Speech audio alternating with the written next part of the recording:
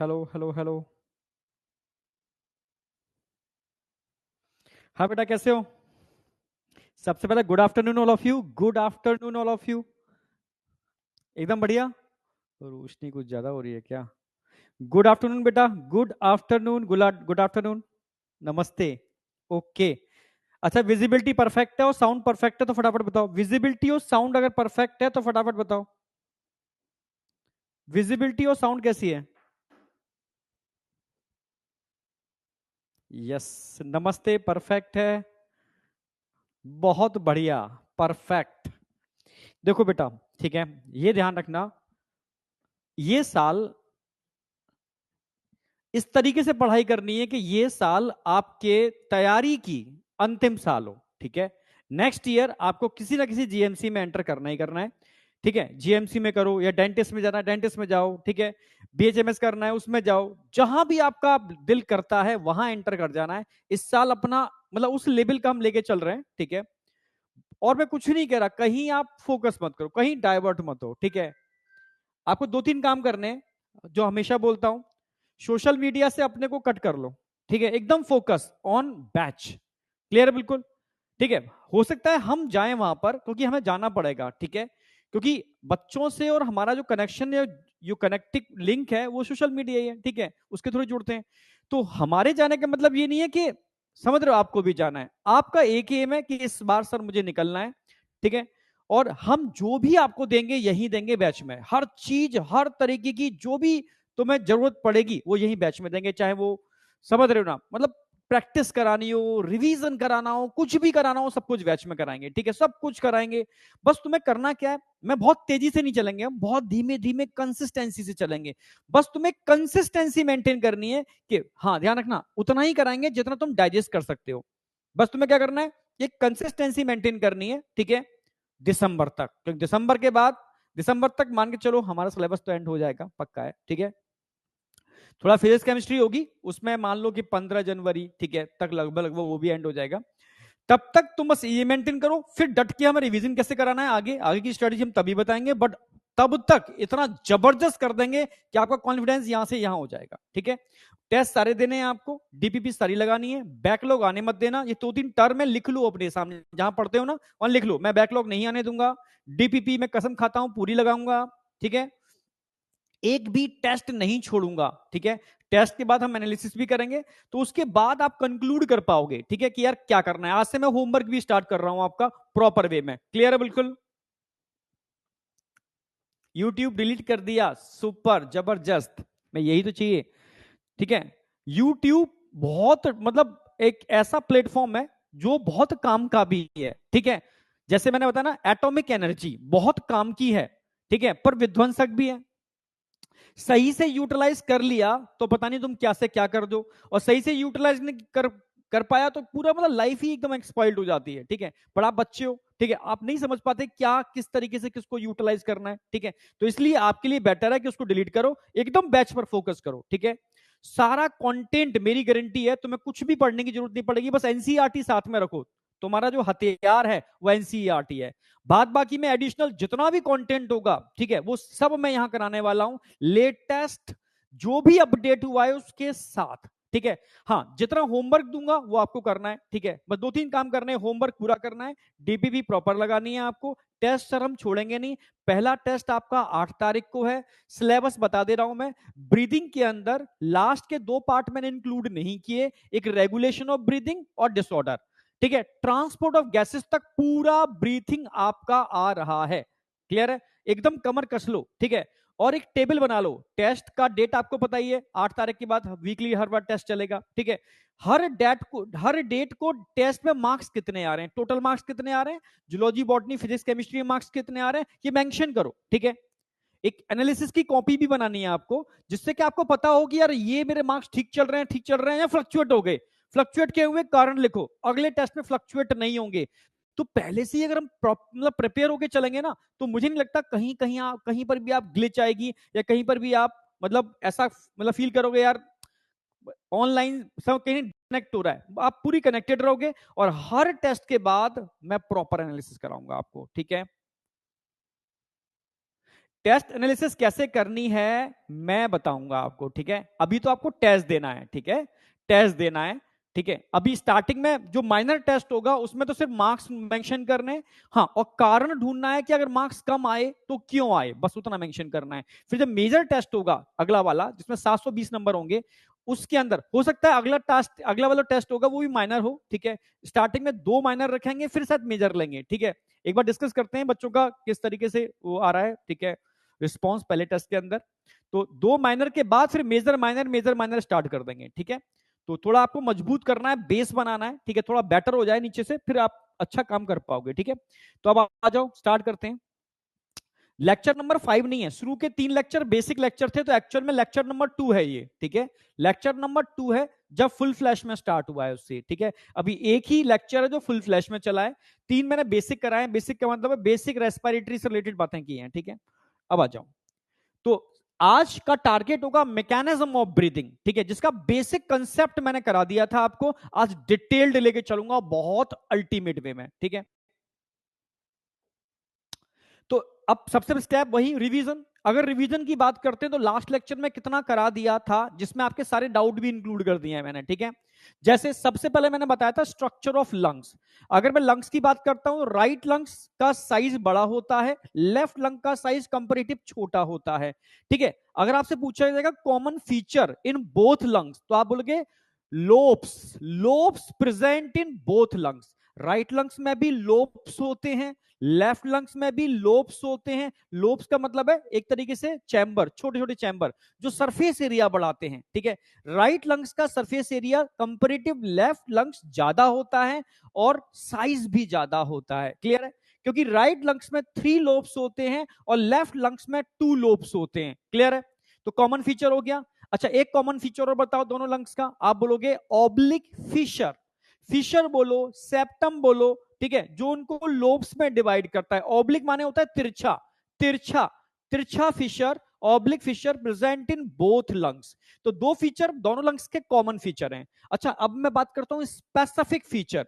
अच्छा, right lungs का specific feature क्या है, आप बोलोगे हॉरिजॉन्टल या transverse fissure only present in right lungs. Diagram में समझाया भी था मैंने, हॉरिजॉन्टल या transverse fissure only present in right lungs. अच्छा, लेफ्ट लंग्स का स्पेसिफिक फीचर क्या है, कार्डियक नॉच, एक कैविटी बन जाती है due to presence of heart, ठीक है, due to presence of heart small cavity groove in left lungs, इसको हम क्या बोलते हैं, कार्डियक नॉच, कार्डियक नॉच।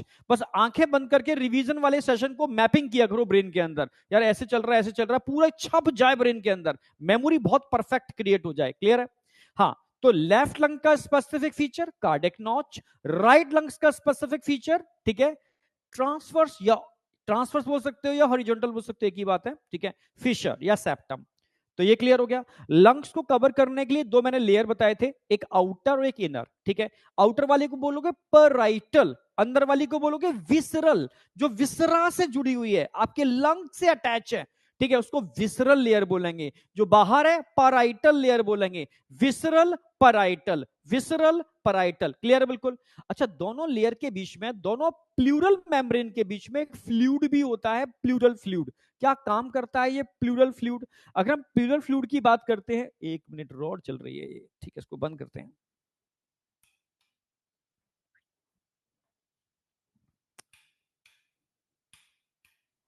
एक मिनट, थोड़ा आंखों पे तुम्हारे थोड़ा सा व्हाइटनेस ज्यादा आ रही होगी।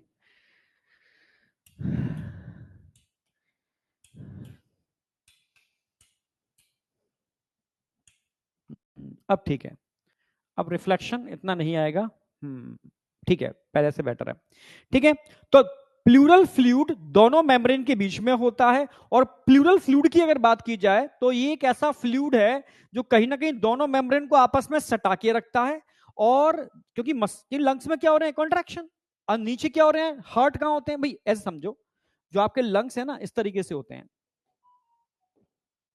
जैसे मानो अंदर एक कैविटी होगी इस तरीके से, एक लंग्स आपका ये हो गया, एक लंग्स आपका ये हो गया,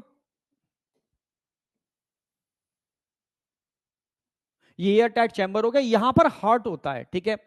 तो हार्ट में भी कंटिन्यू कॉन्ट्रैक्शन चल रहा है और लंग्स में भी कंटिन्यू कॉन्ट्रैक्शन चल रहा है। तो दोनों में जब कॉन्ट्रैक्शन होगा तो नो डाउट फ्रिक्शन क्रिएट होगा, घर्षण बोलते हैं इसको हिंदी में, फ्रिक्शन। और फ्रिक्शन की वजह से इनकी लेयर के डैमेज होने की, क्योंकि हीट प्रोड्यूस होगी तो लेयर के डैमेज होने की प्रोबेबिलिटी बढ़ जाएगी। तो करना क्या है, हमें फ्रिक्शन को रिड्यूस करना है। फ्रिक्शन को रिड्यूस करने के लिए नेचर ने हार्ट के अराउंड जो लेयर्स होते हैं उसमें भी फ्लूइड भर दिया, इसको पेरिकार्डियल फ्लूइड बोलते हैं। लंग्स के अराउंड जो लेयर्स होते हैं इसमें भी नेचर ने एक फ्लूइड फिल किया, इस फ्लूइड को प्लूरल फ्लूइड बोलते हैं। क्या बोलते हैं, प्लूरल फ्लूइड। मेनली ये फ्लूइड करता क्या है, फ्रिक्शन को रिड्यूस करता है, घर्षण को रिड्यूस करता है, जिससे कि ऑर्गन पर कोई इफेक्ट ना आए। क्लियर है बिल्कुल। हाँ, फ्रिक्शन को रिड्यूस, रिड्यूस बने होता है कम करना, रिड्यूस करने का काम करना। ठीक है, यहां तक कोई डाउट? लैग आ रहा है, लैग आना तो नहीं चाहिए, एक बार रिफ्रेश करो अपनी तरफ से। ठीक है, नो लैग। अच्छा ठीक है, इसका मतलब सारे बच्चों को लैग नहीं आ रहा, एक आध बच्चे को लैग आ रहा है, वो रिफ्रेश कर ले एक बार। ठीक है, ऑडियो वीडियो ऑल क्लियर, ठीक है, डन, सब कुछ ठीक है ना। तो ये क्लियर हो गया प्लूरल फ्लूइड के बारे में। फिर मैंने बताया था जो हमारे लंग्स होते हैं वो एक एयर टाइट थोरेसिक चैम्बर में होते हैं। Air tight chamber, air tight का मतलब है, मतलब जिसमें एयर लीक ना, एयर लीक नहीं हो सकती। ठीक है, एयर टाइट, जिसमें एयर लीक नहीं हो सकती। मैंने बैलून का एग्जांपल देके भी बताया था कि बैलून एयर टाइट होता है, उससे एयर लीक नहीं होती। क्लियर, इसको एयर टाइट चैम्बर बोलते हैं। कोई डाउट बेटा? ठीक है, फिर हमने इसके बाद बात की थी इस चैम्बर को बनाने के लिए, जिसको थोरेसिक चैम्बर बोलते हैं, क्योंकि वॉल्यूम हमेशा थोरेसिक चैम्बर का इंक्रीज डिक्रीज होता है, लंग्स का वॉल्यूम इंक्रीज डिक्रीज नहीं होता, लंग्स तो उसके अंदर है। ठीक है, थोरेसिक चैम्बर जिसके अंदर लंग्स होते हैं बस उसका वॉल्यूम इंक्रीज और डिक्रीज होता है। ठीक है, इस चैम्बर को बनाने के लिए आगे एक बोन होती है स्टर्नम, पीछे एक बोन होती है वर्टिब्रल कॉलम, लेटरल साइड पर जो बोन्स होती है इसको बोलते हैं रिब्स। क्लियर है, लोअर साइड पर एक मस्कुलर स्ट्रक्चर होता है डॉम शेप, जिसको हम बोलते हैं डायफ्राम। क्लियर है बिल्कुल, लोअर साइड पे डायफ्राम, लेटरल साइड पे रिब्स, आगे वेंट्रल, जहां माउथ होता है वो वेंट्रल, उसका अपोजिट डोर्सल, जहां हेड होता है वो एंटीरियर, उसका अपोजिट नीचे वाला पोस्टीरियर। तो ये आपको थोड़ा एक्सिस पता होना चाहिए, सरफेस। ठीक है, तो क्लियर है बिल्कुल। तो अगर मैं बात करूं, आगे वेंट्रल साइड पर स्टर्नम, पीछे डोर्सल साइड पर वर्टिब्रल कॉलम, लेटरल साइड पर रिब्स और लोअर साइड पर डोम शेप डायफ्राम, ये मिलकर के एक एयर टाइट चैम्बर बनाते हैं। ठीक है, यस, जो एनाटॉमिकल, एनाटॉमिकल का मतलब है इसकी पोजीशन बड़ी बेहतरीन है, इसकी पोजीशन नेचर ने जो बनाई है बहुत इंपॉर्टेंट पोजीशन है, ये है तभी एक्चुअल में हम ब्रीथिंग कर पाते हैं। अगर ये नहीं होती तो ब्रीथिंग पॉसिबल नहीं है, क्योंकि इस एनाटॉमिकल स्ट्रक्चर की वजह से ही वॉल्यूम इंक्रीज और डिक्रीज हो पाता है, और वॉल्यूम के इंक्रीज और डिक्रीज होने की वजह से प्रेशर में चेंज आता है। हमारे लंग्स जिस कैविटी के अंदर होते हैं उसका प्रेशर नेगेटिव प्रेशर होता है। क्लियर है, और negative pressure like a vacuum pump. ठीक है, negative pressure like a vacuum pump. और कल मैंने बताया भी था आपको बहुत अच्छी तरीके से डिटेल्ड में, हाँ ये रहा, डिटेल में बताया भी था मैंने कि जैसे मानो सिरिंज है, इस सिरिंज के इस पंप को अगर मैं नीचे पुश करूं, नीचे ऊपर हाथ लगा करके, ठीक है, तो अंदर क्या होगा, वैक्यूम जनरेट हो जाएगा। अंदर क्या हो जाएगा, वैक्यूम जनरेट, जैसे ना, जैसे मानो उसको पुश कर लिया मैंने, ये पुश किया तो वैक्यूम की, देखो वैक्यूम ऊपर जा रहा है ना, अपने आप ऊपर जा रहा है। अपने आप ऊपर क्यों जा रहा है, ये ऊपर देखना, छोड़ूंगा मैं, ऊपर गया, क्यों, क्योंकि वैक्यूम है। ठीक है, तो इस वैक्यूम को फिल करने के लिए ऊपर से एयर तेजी से अंदर आएगी। क्लियर है, तभी हम इजीली ब्रीथ कर पाते हैं बिना फोर्स के। क्या बताओ, आपको एयर को फिल करने के लिए क्या पंप की तरह फोर्स लगाना पड़ता है? नहीं लगाना पड़ता, अपने आप एयर आ रही है। ठीक है, हाँ, आप एयर क्यों आ रही है, क्योंकि आप वॉल्यूम बढ़ा रहे हो, तो वैक्यूम जनरेट हो गया, नेगेटिव प्रेशर जनरेट हो गया, अपने आप बाहर की एयर अंदर आएगी। जब वॉल्यूम कम कर रहे हो, प्रेशर बढ़ गया। ठीक है, और एयर बाहर, तो आप इंट्रा पल्मोनरी प्रेशर, पल्मोनरी का मतलब होता है लंग्स, इंट्रा पल्मोनरी प्रेशर कम कर दोगे, एयर अंदर आ जाएगी। इंट्रा पल्मोनरी प्रेशर बढ़ा दोगे, एयर बाहर चली जाएगी। क्लियर बिल्कुल। हाँ, तो ये किसकी वजह से हो रहा है, इस चैम्बर की वजह से हो रहा है, जो एनाटॉमिकली, ठीक है, बहुत बेहतरीन तरीके से बना हुआ है। ठीक है, अब इस लंग्स के अंदर क्या होता है, पूरा रेस्पिरेटरी ट्री, ठीक है, जिसमें मैंने बताया था ट्रैकिया होती है जो मिड मिड थोरेसिक कैविटी तक क्या स्ट्रेट जाती है, फिर लेफ्ट और राइट डिवाइड करती है। जरा कमेंट में बताओ कि ट्रैकिया लेफ्ट और राइट ब्रोनकाई या ब्रोनकस एक ही बात है, किस, अच्छा मुझसे पहले ही बता दिया, बहुत सही। T5 5वें नंबर की थोरेसिक वर्टिब्रा, बहुत बढ़िया, बहुत बढ़िया, सुपर बेटा। T5 5वें नंबर की थोरेसिक वर्टिब्रा के सामने से बाइफर्केट करती है। अच्छा, बाइफर्केट किसमें करती है, ब्रोनकाई या ब्रोनकस, प्राइमरी ब्रोनकाई, फिर सेकेंडरी ब्रोनकाई, फिर टर्शरी ब्रोनकाई, फिर क्या होते हैं, 3 ब्रोनक्यूल, इनिशियल ब्रोनक्यूल, टर्मिनल ब्रोनक्यूल और रेस्पिरेटरी ब्रोनक्यूल। ठीक है, अब मैं आपसे पूछूंगा कि कंडक्टिंग जोन कहां से कहां तक होती है, कमेंट में बता सकते हो शॉर्ट में। कंडक्टिंग जोन स्टार्टिंग कहां से होती है और एंड कहां करती है, conducting zone, conducting zone, yes, up to initial. Nasal, यहां से स्टार्ट करो, नेजल से स्टार्ट होती है, नेजल चैम्बर या नॉस्ट्रल से चालू होती है और टर्मिनल ब्रोनक्यूल तक रहती है। जैसे रेस्पिरेटरी ब्रोनक्यूल चालू होंगे तो वहां टर्म आ गया ना रेस्पिरेटरी, तो जहां रेस्पिरेटरी ब्रोनक्यूल चालू होंगे समझ लो वहीं से रेस्पिरेटरी जोन चालू हो जाती है। क्लियर, बिल्कुल, यस। तो बस क्या याद रखना है, 3 ब्रोनकाई, प्राइमरी सेकेंडरी टर्शरी, 3 ही ब्रोनक्यूल हैं, इनिशियल टर्मिनल रेस्पिरेटरी। ठीक है, फिर एल्वुलर डक्ट होते हैं जिनमें बड़े बड़े थैले लटके होते हैं जिनको एल्वुलर सैक बोलते हैं, जो स्मॉल स्ट्रक्चर के मिलने से बनते हैं जिसको एल्वियोलाई बोलते हैं। क्लियर है, एल्वुलाई हमारे लंग्स की यूनिट है, यूनिट समझते हो, इकाई, यानी सेम टाइप के स्ट्रक्चर्स के मिलने से जो चीज बनती है वो यूनिट है। हमारे बॉडी की यूनिट सेल है। ठीक है, क्लियर है, बिल्कुल। नर्वस सिस्टम की यूनिट न्यूरॉन है।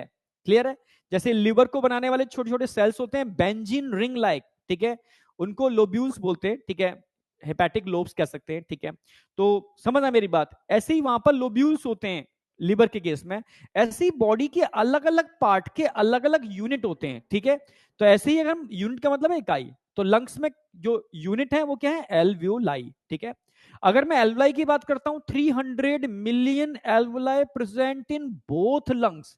यस, दोनों लंग्स में 300 मिलियन एल्वुलाई होते हैं। ठीक है, अगर इन सारे एल्वुलाई को खोल करके एक चादर बनाओगे ना तो लगभग 80 टू 100 मीटर स्क्वायर। अच्छा, किसके किसके इक्वल टू होता है, किस गेम के कोर्ट के इक्वल टू होता है, टेनिस, बहुत बढ़िया, जबरदस्त, टेनिस कोर्ट के इक्वल टू होता है लंग्स का सरफेस एरिया। यस, अपने में ही बहुत बड़ी बात है। ठीक है, तो ये बेसिक क्लियर हो गया था आपको। ठीक है, पूरा ट्री क्लियर हो गया, इसको 2 पार्ट में डिवाइड किया, conducting zone, respiratory zone. Conducting zone को कंडक्टिंग जोन क्यों बोला, क्योंकि कंडक्टिंग जोन के अंदर, ठीक है, रेस्पिरेटरी ट्री की बात कर रहा हूं मैं, ठीक है, हाँ, ठीक है, ट्री की बात कर रहा हूं, कंडक्टिंग, ये हो गया आपका। कंडक्टिंग जोन को कंडक्टिंग जोन इसलिए बोला क्योंकि वहां पर थिक एपिथेलियल टिश्यू थे, कैसे, columnar, simple ciliated columnar, column shape columnar, और कॉल्यूमनार एपिथेलियल टिश्यू से डिफ्यूजन ऑफ गैसेस पॉसिबल नहीं है, समझे, हाँ बेटा, ठीक है, सिलिएटेड, सिंपल सिलिएटेड कॉल्यूमनार, बिल्कुल सही। ठीक है, वहां से डिफ्यूजन पॉसिबल नहीं है, इसलिए कंडक्टिंग जोन में simple ciliated columnar epithelial tissue होते हैं। अच्छा जरा बताओ, रेस्पिरेटरी जोन में कौन से होते हैं, रेस्पिरेटरी जोन में, निशा ने तो मुझसे पहले ही बता दिया, बहुत बढ़िया, सिंपल स्क्वेमस, बहुत बढ़िया निशा। ठीक है, निशा, रमी, अरुण, निर्मल, ठीक है, हाँ, रानी, यस, देवेश, बहुत बढ़िया, बहुत बढ़िया, यानी मुझसे पहले रिस्पॉन्स कर रहे हो, बहुत अच्छी। Simple simple squamous, flattened like tile, तो वहां से एयर का डिफ्यूजन हो जाता है, तो वहां पर simple squamous flattened like tile epithelial tissue होते हैं जिससे आसानी से एयर डिफ्यूज हो सकती है, इसलिए रेस्पिरेटरी जोन को रेस्पिरेटरी जोन कहते हैं क्योंकि वहां से डिफ्यूजन ऑफ गैसेस कंटिन्यू होता रहता है। अब बताओ, यहां तक कोई डाउट, ठीक है। फिर हमने बात की थी कंडक्टिंग जोन के 4 फंक्शन, एक तो कंडक्शन ऑफ एयर करेगा ही करेगा, पर एयर में मिलने वाले जो भी डस्ट पार्टिकल, फॉरेन पार्टिकल जो भी होते हैं उनको भी ये ट्रैप कर लेती है क्योंकि सीलिया होते हैं इसके अंदर, और यूनिडायरेक्शनल फ्लो करते हैं, अंदर से बाहर, अंदर से बाहर, अंदर से बाहर, और उन पार्टिकल को कोशिश करते हैं बाहर निकालें, बाहर निकालें। क्लियर है, बिल्कुल, अंदर जाने से रोकते हैं। ठीक है, तो सीलिया का काम होता है एयर में मिलने वाले जो भी पॉल्यूटेंट पार्टिकल हैं, डस्ट पार्टिकल, उनको ट्रैप कर लेना, क्योंकि उसमें म्यूकस कोटेड होता है, क्योंकि म्यूकस को रिलीज करने वाले goblet cell only columnar epithelial tissue में होते हैं जहां ये मिलते हैं, सिंपल सी बात है। ठीक है, इसके अलावा और फंक्शन क्या है, भाई डस्ट पार्टिकल को तो रिमूव करते ही हैं, पर कंडक्टिंग एयर को ह्यूमिडिफाई भी करते हैं, उसमें आर्द्रता या नमी को मिला देते हैं। तभी तो देखा होगा ना, करोगे तो आपको नमी मिलेगी, इस एयर के अंदर नमी मॉइस्चर होती है। क्यों? क्योंकि नेचर चाहती है जब भी एयर अंदर जाए तो मॉइस्चराइज एयर अंदर जाए, जिससे कि कहीं ऐसा ना हो एल्वुलाई कोलैप्स कर जाए। तो कंडक्टिंग जोन में जो म्यूकस की लेयर है वो एयर को मॉइस्चराइज भी करती है, उसमें नमी, आर्द्रता या ह्यूमिडिटी को मिक्स करती है, इसलिए ह्यूमिडिफिकेशन टर्म यूज करते हैं इसके लिए, ठीक है। इसके अलावा एक काम और है भाई, बाहर का टेम्परेचर कितना भी कम हो या कितना भी ज्यादा हो, ठीक है, उसकी air, high temperature low temperature वाली एयर जब आपके ब्लड तक पहुंचेगी तो उस एयर के टेम्परेचर को बॉडी टेम्परेचर के इक्वल कर देगी ये कंडक्टिंग जोन। क्लियर है? तो 4 मेन फंक्शन है, और रेस्पिरेटरी जोन का एक ही फंक्शन है, क्या? Diffusion of gases. क्लियर है? बिल्कुल, हाँ। तो ये भी क्लियर हो गया, ठीक है। फिर हमने बात की थी भाई function of conducting zone clear हो गया, रेस्पिरेटरी जोन क्लियर हो गया, structure of alveoli. Structure of alveoli में मैंने बताया था बेटा कि ध्यान रखना है आपको, अगर मैं एल्वियोलाई की बात करता हूं, ठीक है, उसके चारों तरफ dense network of blood capillary होता है, ठीक है। और एल्वियोलाई और कैपिलरी, भाई एल्वियोलाई किस टाइप के एपिथेलियल टिश्यू के मिलने से बनती है? Simple squamous. जो डेंस नेटवर्क ऑफ कैपिलरी है एल्वियोलाई के अराउंड, लास्ट लेक्चर में डायग्राम बना के समझाया था, वो भी किससे मिलके बनता है? Simple squamous epithelial tissue. पर जो कैपिलरी हैं, पतले पतले ब्लड वेसल्स, उनके जो सिंपल स्क्वेमस एपिथेलियल टिश्यू हैं, उनके लिए एक टर्म यूज करते हैं, एंडोथीलियम। तो एल्वियोलाई के सिंपल स्क्वेमस एपिथेलियल और ब्लड कैपिलरी के सिंपल स्क्वेमस एपिथेलियल, जिसको एंडोथीलियम बोलते हैं। और हर एपिथेलियल टिश्यू या इन दोनों एपिथेलियल टिश्यू के बीच में एक मटेरियल भरा होता है जो सेल के मिलने से नहीं बनता, ठीक है, नॉन सेल्यूलर, इसको बोलते हैं बेसमेंट मेम्ब्रेन। क्लियर? बिल्कुल। तो टोटल नंबर ऑफ लेयर कितने हो गए? डिफ्यूजन लेयर आप बोलोगे 3। इनकी थिकनेस कितनी होती है? आप बोलोगे less than 1 millimetre. Yes, less than 1 millimetre, उससे भी कम, लगभग 0.5 मिलीमीटर के आसपास, ठीक है। क्लियर है? बिल्कुल, हाँ। तो नंबर ऑफ डिफ्यूजन लेयर पूछेगा, ठीक है, और थिकनेस पूछेगा। अच्छा, एक चीज और पूछेगा, अगर मैं थिकनेस को बढ़ा दूं तो रेट ऑफ डिफ्यूजन बढ़ेगा या घटेगा? जरा बताओ। अगर मैं इस डिफ्यूजन बढ़ा दूं, ठीक है, रेट ऑफ सॉरी, मैं अगर थिकनेस बढ़ा दूं तो रेट ऑफ डिफ्यूजन इंक्रीज होगा या डिक्रीज? यस, डिक्रीज होगा। यस, डिक्रीज होगा। अच्छा, अगर मैं तुमसे कहूं बेटा एयर में तो नाइट्रोजन भी होती है, पर नाइट्रोजन तो डिफ्यूज नहीं होती ड्यू टू सॉल्युबिलिटी, क्योंकि नाइट्रोजन सॉल्युबल नहीं होती, सिर्फ ऑक्सीजन और CO2 डिफ्यूज होते हैं क्योंकि वो सॉल्युबल होते हैं। यानी diffusion, rate of diffusion solubility पर भी डिपेंड करता है। क्लियर है? बिल्कुल, सॉल्युबिलिटी पे भी डिपेंड करता है। अच्छा, मैं कहूं बेटा ऑक्सीजन लंग्स से ब्लड में जाती है, ब्लड से CO2 वापस लंग्स में आती है, उल्टा क्यों नहीं होता? यानी ऑक्सीजन ब्लड से लंग्स में आए और CO2 लंग से ब्लड में जाए, ऐसा क्यों नहीं होता? ड्यू टू पार्शियल प्रेशर, क्योंकि ऑक्सीजन का पार्शियल प्रेशर लंग्स वाली एयर में ज्यादा होता है तो ज्यादा से कम की तरफ डिफ्यूजन होगा, और CO2 का पार्शियल प्रेशर डीऑक्सीजनेटेड ब्लड में ज्यादा होता है तो ज्यादा से कम की तरफ होगा, यानी ब्लड से लंग्स के अंदर। क्लियर है? यानी डिफ्यूजन पार्शियल प्रेशर पर भी निर्भर करता है। तो अगर मैं तुमसे कहूं कि rate of diffusion depend upon 3 factor, solubility, partial pressure और थिकनेस ऑफ डिफ्यूजन मेम्ब्रेन, ठीक है। अगर मैं एक चीज को बढ़ा रहा हूं और दूसरी भी बढ़ रही है तो डायरेक्टली प्रोपोर्शनल टू, एक को बढ़ा रहा हूं पर दूसरी घट रही है, इनवर्सली प्रोपोर्शनल टू। मुझे कमेंट में बताओगे वो क्या है जो इनवर्सली प्रोपोर्शनल टू होता है डिफ्यूजन, रेट ऑफ डिफ्यूजन के, रेट ऑफ डिफ्यूजन के इनवर्सली प्रोपोर्शनल टू थिकनेस। बहुत बढ़िया, सुपर। डायरेक्टली प्रोपोर्शनल टू, बचे दो, solubility and partial pressure, directly proportional to. बहुत बढ़िया, सुपर सुपर, बहुत बढ़िया, बेहतरीन, जबरदस्त। तो यहां तक आपका क्लियर था, ठीक है। अब इसके बाद हमने चालू किया था लास्ट लेक्चर में कॉन्सेप्ट, सिर्फ कॉन्सेप्ट की बात की है मैंने, अभी डिटेल तो आज कराऊंगा, ठीक है। कॉन्सेप्ट ऑफ ब्रीदिंग, अगर मैं कॉन्सेप्ट की बात करता हूं तो लास्ट लेक्चर में मैंने बताया था कि ब्रीदिंग किस पर डिपेंड करती है? वॉल्यूम, थोरेसिक चैम्बर के वॉल्यूम। अगर मैं वॉल्यूम को इंक्रीज करूंगा प्रेशर रिड्यूस होगा, वॉल्यूम इंक्रीज करूंगा प्रेशर रिड्यूस होगा, और एयर हमेशा हाई प्रेशर से लो प्रेशर, तो बाहर भाई एटमॉस्फेरिक प्रेशर ज्यादा है अंदर मैंने वैक्यूम जनरेट कर दिया, वॉल्यूम को बढ़ा करके अपने आप बाहर की एयर कहां जाएगी, मेरे लंग्स के अंदर। क्लियर है, सिंपल है, ठीक है। यानी वॉल्यूम को बढ़ाऊंगा तो इंट्रा पल्मोनरी प्रेशर कम हो जाएगा, वॉल्यूम को कम करूंगा तो इंट्रा पल्मोनरी प्रेशर बढ़ जाएगा। यानी इंट्रा पल्मोनरी प्रेशर का बढ़ना और घटना किस पर डिपेंड करता है, वॉल्यूम पर करता है। सिंपल, मैंने सिरिंज में बताया भी था, अगर मैं वॉल्यूम को बढ़ाऊंगा पूरी ताकत से तो अंदर वैक्यूम जनरेट होगा, ठीक है। ऐसे हाथ लगा लेते हैं, अभी तो मैंने हाथ हटा दिया है क्योंकि पॉसिबल नहीं है इसको खींच पाना, ठीक है। अगर मैं इसको पूरा ताकत से नीचे खींचूंगा, समझना, वॉल्यूम को बढ़ाऊंगा तो अंदर वॉल्यूम बढ़ गया, वॉल्यूम बढ़ गया मतलब प्रेशर कम हो गया, हाथ हटाते ही बाहर की एयर अंदर। सिंपल सी बात है। जब वॉल्यूम को कम करूंगा प्रेशर बढ़ेगा, प्रेशर बढ़ेगा तो अंदर की एयर बाहर। और वॉल्यूम, समझना मेरी बात है, इंक्रीज करना और डिक्रीज करना किस पर डिपेंड करता है, two types of muscles, intercostal muscles और डायफ्राम। डायफ्राम को फ्री नेक भी बोल सकते हो। इंटरकोस्टल, कोस्टल मतलब रिब्स होता है, कोस्टल मतलब रिब्स होता है, दो रिब्स के बीच मिलने वाली मसल्स को हम इंटरकोस्टल मसल्स बोलते हैं। और इसमें दो मसल्स आपको याद रखनी है, एक एक्सटर्नल इंटरकोस्टल मसल्स, एक इंटरनल इंटरकोस्टल मसल्स। मैंने दे भी दिया है, ठीक है। एक external intercostal muscles, external intercostal muscles, एक ध्यान रखना है आपको, internal intercostal muscles, short form भी याद रखना, ठीक है। तो जब भी एक्सटर्नल इंटरकोस्टल मसल्स कॉन्ट्रैक्ट करते हैं तो वॉल्यूम बढ़ता है, ठीक है।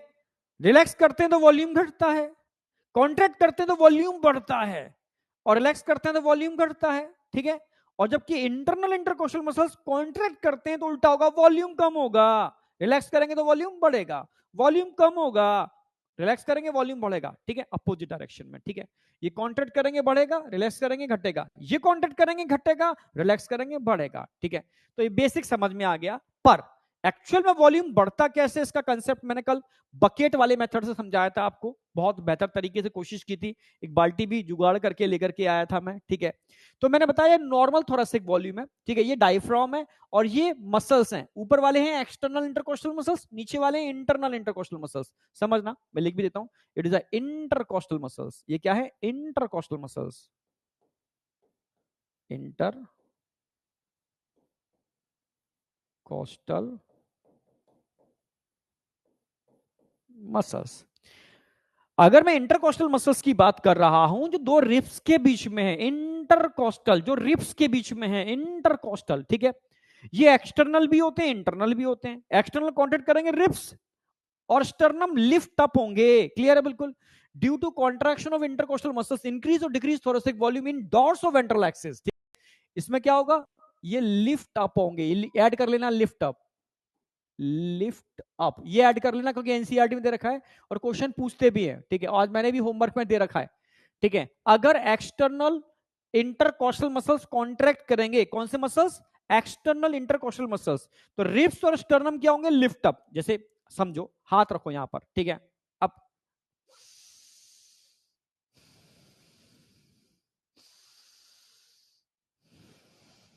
जब मैं डीप ब्रीथ कर रहा हूं, ठीक है, तो मेरे एक्सटर्नल इंटरकोस्टल मसल्स क्या कर रहे हैं, लिफ्ट अप हो रहे हैं, लिफ्ट अप हो रहे हैं, ठीक है। समझना मेरी बात, मेरे रिब्स भी लिफ्ट अप हो रहे हैं, मेरा स्टर्नम भी लिफ्ट अप हो रहा है, ठीक है, ऊपर उठ रहा है, लिफ्ट अप, क्लियर है बिल्कुल, ठीक है। तो किस एक्सिस में भाई, ऑलवेज डॉर्सो वेंट्रल एक्सिस में।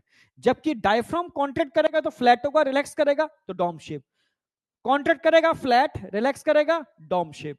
किस एक्सिस में, एंटीरियो पोस्टीरियर एक्सिस। तो दो एक्सिस ध्यान रखने हैं आपको, कंसेप्ट आपको यहां तक क्लियर होगा। सिंपल सी बात है, जब भी आपको ब्रीदिंग करनी हो आप वॉल्यूम बढ़ाओगे, एंटीरियो पोस्टीरियर एक्सिस और डॉर्सो वेंट्रल एक्सिस। वॉल्यूम बढ़ेगा, इंट्रा पल्मोनरी प्रेशर घटेगा, इंट्रा पल्मोनरी प्रेशर घटेगा, बाहर की एयर अंदर। वॉल्यूम घटेगा, इंट्रा पल्मोनरी प्रेशर बढ़ेगा, अंदर की एयर बाहर, सिंपल, ठीक है। कॉन्ट्रैक्ट कराने पर लिफ्ट, रिब्स और स्टर्नम क्या हो रहे हैं, लिफ्ट अप हो रहे हैं, डायफ्राम फ्लैट हो रहा है, ठीक है। रिलैक्स कराने पर डायफ्राम डॉम शेप हो रहा है, रिब्स और स्टर्नम वापस अपनी इनिशियल पोजीशन पर आ रहे हैं, ठीक है, वॉल्यूम कम हो रहा है, ठीक है। तो ये कंसेप्ट था आज, इस कंसेप्ट ये ऐड कर लेना लिफ्ट अप, क्योंकि इस पर क्वेश्चन आता है लिफ्ट अप पर, ठीक है।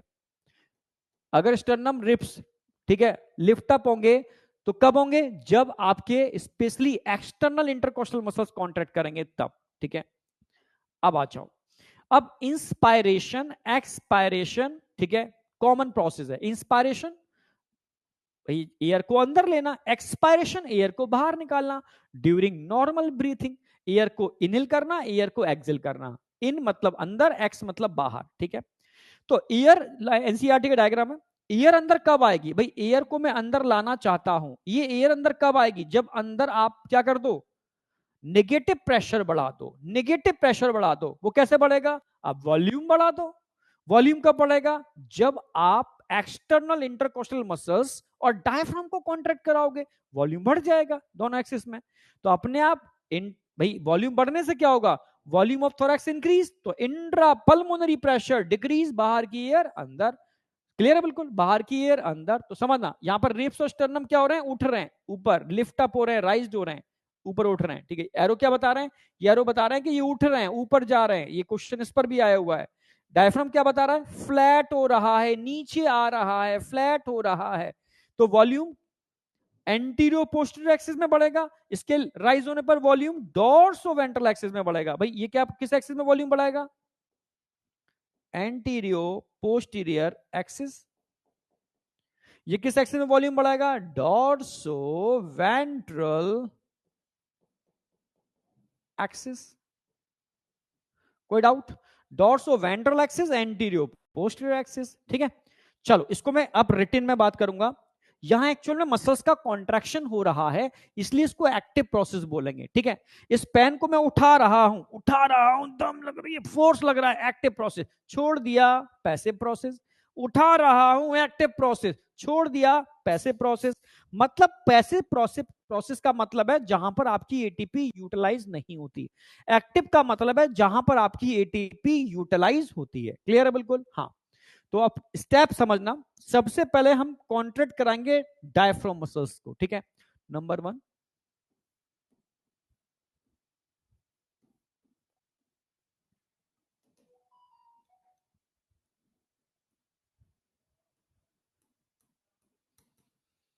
contraction of diaphragm muscles।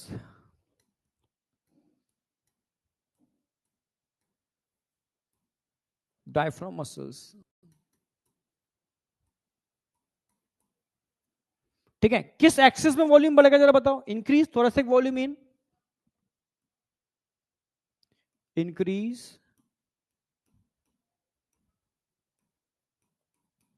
thoracic volume इन, किस एक्सिस में जरा बताओ? जब डायफ्राम मसल्स कांटेक्ट करेंगे किस एक्सिस में वॉल्यूम बढ़ेगा? एंटीरियो पोस्टीरियर एक्सिस। जबरदस्त, एंटीरियो posterior axis, antero posterior axis. ठीक है, वॉल्यूम बढ़ गया। और पैरेलल और कौन कॉन्ट्रैक्ट कर रहा है इसके अलावा? और कौन कॉन्ट्रैक्ट कर रहा है इसके अलावा? नंबर 2, कॉन्ट्रैक्शन इन। इसमें भी फर्स्ट सेकंड पूछेगा तो पहले पहले ये कॉन्ट्रैक्ट करते हैं, फिर ये कॉन्ट्रैक्ट करते हैं। ठीक है, लगभग करते साथ ही हैं, बट अगर इसमें भी पूछे तो फर्स्ट इसको लगा दो, सेकंड इसको लगा दो। ठीक है, contraction of external intercostal muscles. भाई एक्सटर्नल इंटरकोस्टल मसल्स कांटेक्ट करेंगे तो क्या होगा? रिब्स और स्टर्नम लिफ्ट अप होंगे। ठीक है, लिफ्ट अप।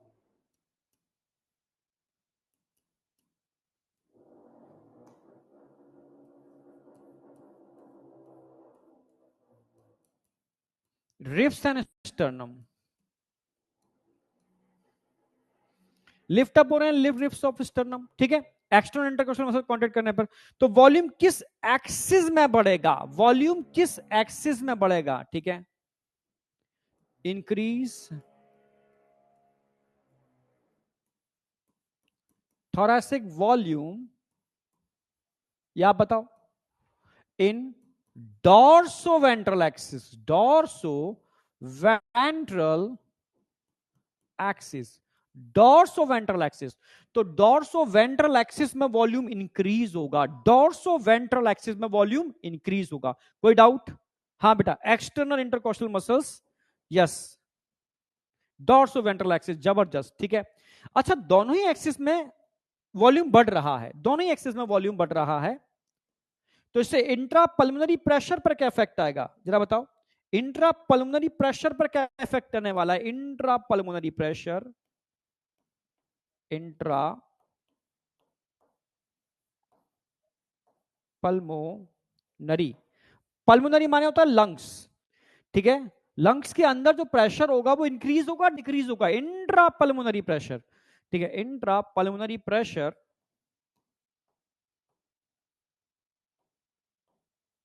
बढ़ेगा या घटेगा? यस या no? Decrease, yes. Intra pulmonary pressure decrease होगा, यस डिक्रीज होगा। क्यों? क्योंकि वॉल्यूम इंक्रीज हो रहा है, प्रेशर डिक्रीज होगा, ठीक है। यस, वॉल्यूम इंक्रीज हो रहा है तो अंदर का प्रेशर डिक्रीज होगा, मतलब इंट्रा पल्मोनरी प्रेशर डिक्रीज होगा। तो आप जानते हो एयर का फ्लो कहां से होता है? Always high pressure to low pressure, simple सी बात है, ठीक है। फ्लो ऑफ एयर कहां होगा? Flow of air high to low.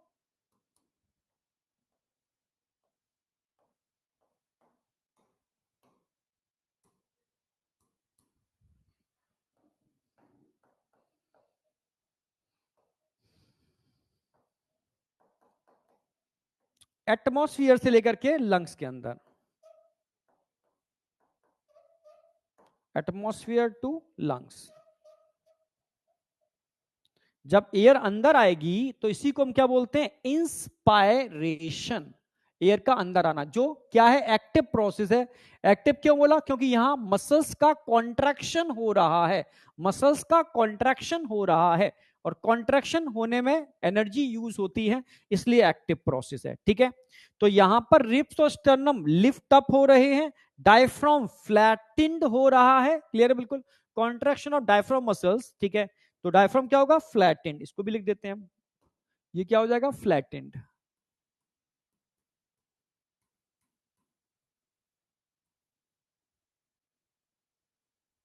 Diaphragm flattened होगा, रिप्स और स्टर्नम लिफ्ट अप होंगे, ठीक है, ड्यूरिंग कॉन्ट्रैक्शन। हाँ, जब रिलैक्स करेंगे तो डायफ्राम वापस डॉम शेप हो जाएगा, वो अपनी इनिशियल पोजीशन पर आ जाएंगे, वॉल्यूम बढ़ेगा, सॉरी वॉल्यूम घटेगा, प्रेशर बढ़ेगा, इंट्रा पल्मोनरी प्रेशर बढ़ेगा, एयर अंदर से बाहर चली जाएगी, रिवर्स मैकेनिज्म हो जाएगी। अगर मैं एक्सपायरेशन की बात करूं, ठीक है, तो इसका उल्टा कर दो, एक्सपायरेशन के अंदर एयर बाहर से अंदर की जगह अंदर से बाहर जाएगी, एयर अंदर से बाहर जाएगी, ठीक है। डायग्राम में क्या बता रहा है? वॉल्यूम बढ़ रहा है, घट रहा है, इंक्रीज हो रहा है, वॉल्यूम इंक्रीज हो रहा है, ये लिफ्ट अप हो रहे हैं, डायफ्राम फ्लैटेंड हो रहा है एंटीरियो पोस्टीरियर एक्सिस में, ठीक है। ये डायग्राम बिल्कुल क्लियर है। एयर एंटरिंग इन लंग्स, तो एयर लंग्स में एंटर कर रही है, इसको इंस्पायरेशन बोलते हैं। अच्छा, एक्सपायरेशन में एक पैसिव प्रोसेस है, क्योंकि दोनों मसल्स रिलैक्स कर रहे हैं, अपनी इनिशियल पोजीशन पर आ रहे हैं, ठीक है। वॉल्यूम बढ़ रहा, वॉल्यूम घट रहा है, प्रेशर बढ़ रहा है, एयर बाहर चली जाएगी, दोनों मसल्स रिलैक्स कर रहे हैं, ठीक है, तो ध्यान रखना है। तो यहां क्या हो रहा है? रिलैक्सेशन,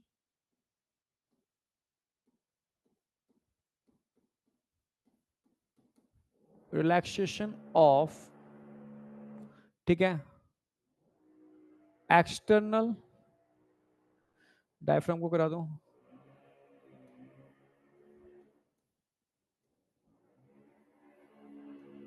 डायफ्राम मसल्स, ठीक है, plus relaxation, relaxation of in external intercostal muscles, external intercostal muscles. जब दोनों ही रिलैक्स करेंगे तो वॉल्यूम इंक्रीज होगा decrease? Decrease thoracic volume in both axis,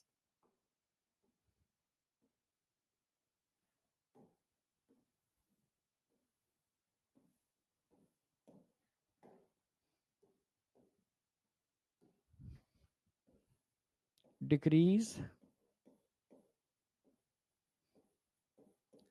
thoracic volume in both axes, दोनों ही एक्सिस में थोरैसिक वॉल्यूम क्या हो जाएगा? घट जाएगा, ठीक है। और वॉल्यूम घटेगा तो प्रेशर बढ़ेगा, increase intra pulmonary pressure. Volume कम होगा तो प्रेशर बढ़ेगा, यानी इंक्रीज क्या होगा, increase intra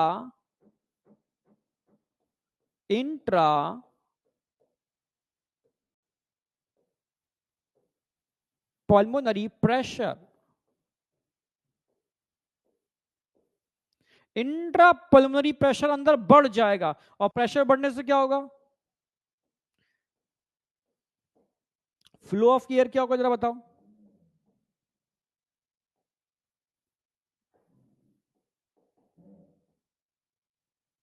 flow of air क्या होगा, फ्लो ऑफ एयर ध्यान रखना है आपको,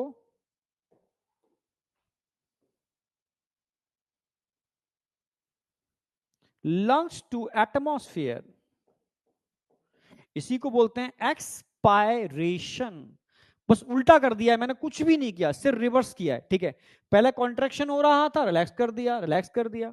रिलैक्स करने पर डायफ्राम क्या होगा, जरा बताओ, relaxation of diaphragm muscles, diaphragm कैसा हो जाएगा, फ्लैटेंड, सॉरी रिलैक्स करने पर डॉम शेप।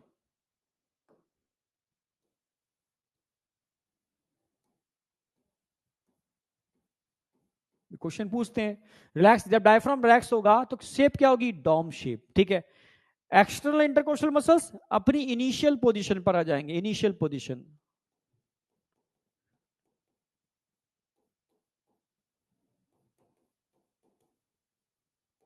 इनिशियल पोजीशन पर आ जाएंगे। वॉल्यूम घटेगा, सर कैसे, डायग्राम में देखो, ये नीचे आ रहे हैं, ये नीचे आ रहे हैं, ठीक है। Ribs and sternum return to original position, नीचे आ रहे हैं।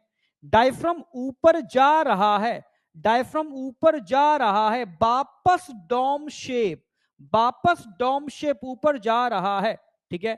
आर्च बन रही है, तो टोटल वॉल्यूम ऐसे भी कम हो रहा है, ऐसे भी कम हो रहा है, तो वॉल्यूम क्या हो रहा है, डिक्रीज। वॉल्यूम क्या हो रहा है, डिक्रीज। वॉल्यूम क्या हो रहा है, डिक्रीज, ठीक है। वॉल्यूम कम हो रहा है, ठीक है, वॉल्यूम कम हो रहा है, ठीक है। प्रेशर क्या होगा, इंक्रीज, और प्रेशर इंक्रीज होगा तो क्या होगा भाई, अंदर की एयर तेजी से बाहर जाएगी। प्रेशर बढ़ने के से एयर तेजी से क्या जाएगी, बाहर। ये एयर कहां जा रही है, बाहर, बाहर जा रही है, इसी को बोलते हैं एक्सपायरेशन, ठीक है। अब बताओ मुझे, इन दोनों प्रोसेस में कोई डाउट, एकदम कंसेप्ट सेट हुआ या नहीं हुआ, यहां तक कोई डाउट, नो डाउट। बीएमएस यानी ब्रेन में set. Thoracic chamber, thoracic chamber क्या है, समझो मेरी बात। ऐसे मान लो एक बोतल है, समझो ये बोतल थोरेसिक चैम्बर है, इस बोतल के अंदर आपके लंग्स हैं, ठीक है। लंग्स कहां है, बोतल के अंदर हैं, आप समझना मेरी बात। जैसे एक खाली बोतल दिखाऊं आपको, हाँ ऐसे मान लो, बिल्कुल सही, ये थोरेसिक चैम्बर है, ये थोरेसिक चैम्बर है, बिल्कुल ये चैम्बर है, ये आपके लंग्स हैं, समझना, ठीक है, समझना, ये आपके लंग्स हैं। पर यहां पर लंग्स में एयर जा रही है तो लंग्स फूलते नजर आएंगे, पर ऐसा उल्टा होगा, ठीक है। मैं तो बस समझा रहा हूं लंग्स की पोजीशन क्या होगी। अरे भाई, अरे भाई आजा।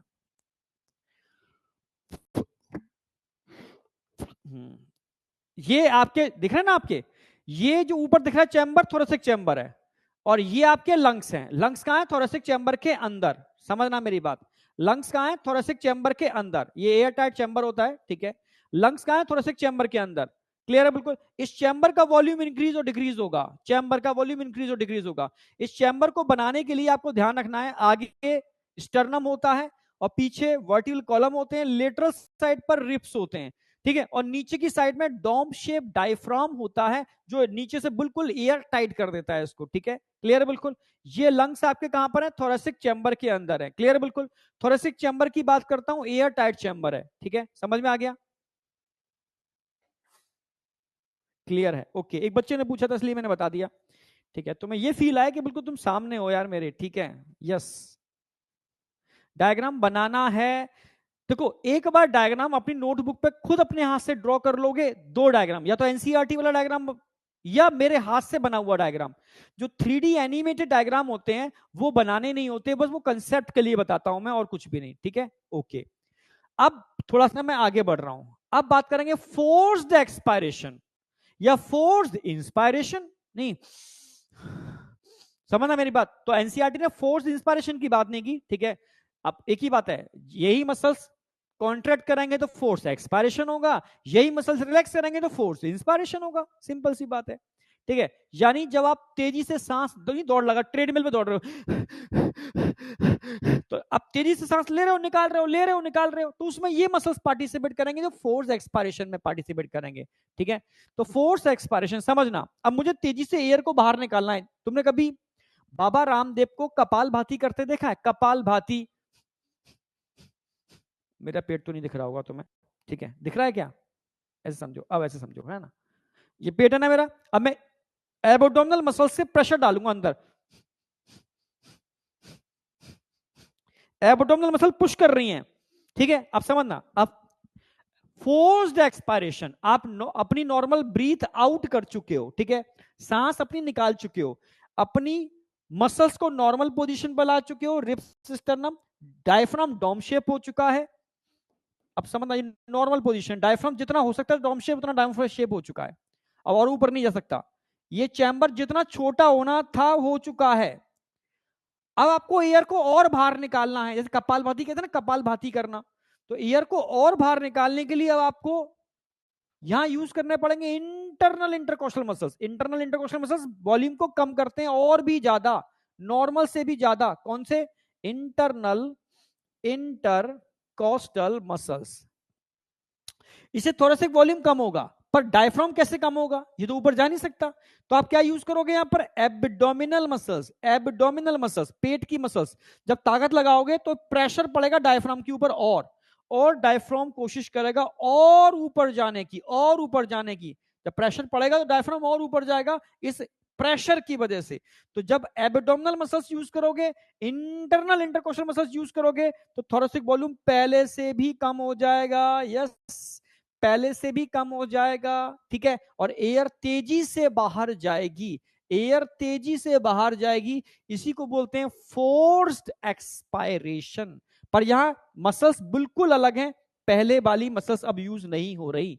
यानी फोर्स्ड एक्सपायरेशन एक्टिव प्रोसेस है, एक्टिव है।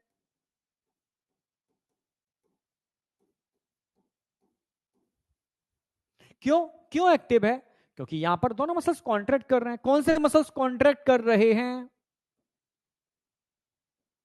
इस बार? Internal intercostal muscles. क्योंकि फोर्स एक्सपायरेशन के अंदर या इंस्पायरेशन के अंदर इंटरनल इंटरकोस्टल मसल्स यूज होते हैं, और साथ में कौन यूज हो रहे हैं यहां पर? External abdominal muscles.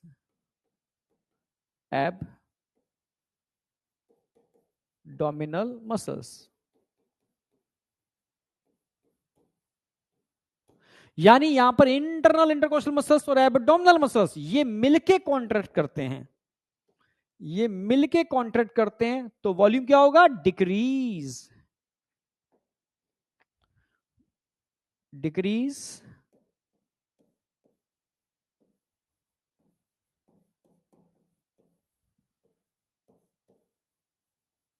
Decrease thoracic volume. तो थोरेसिक वॉल्यूम क्या हो रहा है यहां पर? कम हो रहा है, decrease thoracic volume, decrease thoracic volume, ठीक है।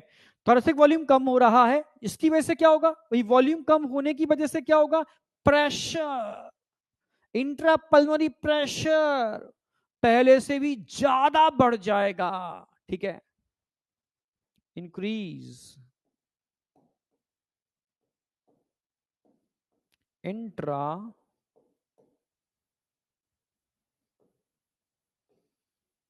Pulmonary pressure. भाई जब आप दौड़ लगाते हो, ठीक है, एक्सरसाइज करते हो, तो आपका रेट ऑफ ब्रीथिंग बढ़ेगा घटेगा? तेजी से हो जाता है। या कपाल भाती करते हो? कपाल भाती नहीं करते हैं, बाबा रामदेव पर आते होंगे ऐसे, देख पा रहे हो ना मेरा पेट? ऐसे देखो, तो ये स्ट्रोक लगा रहा हूं मैं, इससे क्या हो? एयर तेजी से बाहर निकल रही है, यानी एक्सपायरेशन के बाद भी नॉर्मल एक्सपायरेशन के बाद भी आप एयर को बाहर निकाल सकते हो एब्डोमिनल मसल्स और इंटरनल इंटरकोस्टल मसल्स को यूज करके, ठीक है। इससे इंट्रा पल्मोनरी प्रेशर आपका बढ़ जाएगा पहले से, और इसके बढ़ने से क्या होगा मेरे भाई जरा बताओ भाई। इंट्रा पल्मोनरी प्रेशर बढ़ेगा, इससे क्या होगा, एयर फ्लो,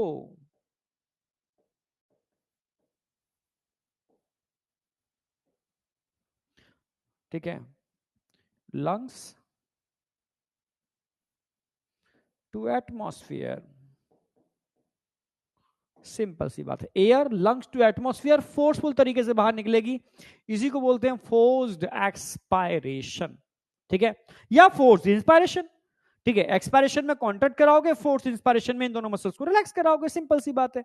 जब दोनों मसल्स नॉर्मल तरीके से अंदर जाएंगे, इंस्पायरेशन एक्सपायरेशन, इंस्पायरेशन एक्सपायरेशन, समझ रहे ना मेरी बात। तो सिंपल सी बात है, आप तेजी से मसल्स को कॉन्ट्रैक्ट करा रहे हो, ठीक है, कॉन्ट्रैक्ट कराया, एयर बाहर निकल गई, फिर अपनी जगह जाएंगे, एयर अपने अंदर, फिर तेज कॉन्ट्रैक्ट कराया, एयर बाहर निकल गई, फिर अपनी जगह, समझ रहे हो ना। आप बस इन्हीं मसल्स के कॉन्ट्रैक्शन रिलैक्सेशन की वजह से फोर्स इंस्पायरेशन और फोर्स एक्सपायरेशन कर सकते हो। यहां तक कोई डाउट है? टेस्ट हिंदी और इंग्लिश दोनों में तो नहीं होगा, ठीक है, ठीक है। हम आपकी प्रैक्टिस कराना चाह रहे हैं थोड़ा इंग्लिश में ही, ठीक है। अभी तो इंग्लिश में ही, हो सकता है नेक्स्ट ईयर से हम हिंदी में भी कर रहे हैं, वो डिपेंड करेगा हिंदी मीडियम का बच्चा कितना है, ठीक है। समझ रहे हो ना मेरी बात? एक मिनट रुको।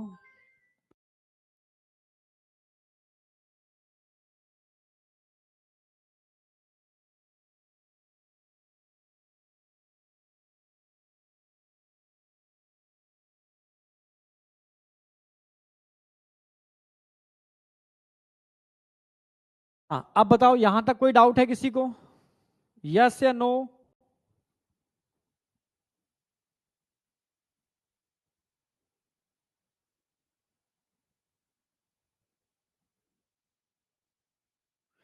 बेटा जैसे अब देख, ये बैलून एयर टाइट है, एक बच्चा लिख रहा है sir thoracic volume air tight है, तो वॉल्यूम कैसे बढ़ेगा? ये बैलून एयर टाइट है, जैसे मैं एयर भर सकता हूं उसके अंदर। अब तू बता, ये एयर टाइट है, इस एयर टाइट से एयर लीक कर सकती है क्या? पर एयर भर सकती है ना, वॉल्यूम बढ़ रहा है ना इसका, वॉल्यूम कम हो गया। एयर टाइट का मतलब होता है जिससे कोई चीज डिफ्यूज ना हो पाए, बाहर ना निकल पाए, वो एयर टाइट है, ठीक है। एयर टाइट का मतलब है उससे एयर लीक ना हो पाए, वो एयर टाइट है, ठीक है। तो हमारा चैम्बर एयर टाइट होता है, उससे एयर बाहर लीक नहीं करती। आपके लंग्स पोरस होते हैं, स्पॉन्जी होते हैं, उनसे एयर लीक करती है, क्योंकि लंग्स के अराउंड ब्लड वेसल्स होते हैं और एयर डिफ्यूज होकर ब्लड में जाती है, क्लियर है। तो पर चैम्बर जो होता है वो एयर टाइट। तो देखो अगर एक्सीडेंट वाली कोई केस आ जाए और आपका थोरेसिक चैम्बर में होल हो जाए, फट जाए, ऑन द स्पॉट इंसान की डेथ हो जाएगी, क्योंकि समझ रहे हो पूरे लंग्स कोलैप्स कर जाएंगे, ऑन द स्पॉट डेथ हो जाएगी, ठीक है। इसको सीसेशन ऑफ लंग्स बोलते हैं, लंग्स का सीज कर जाना, समझे? कोई डाउट?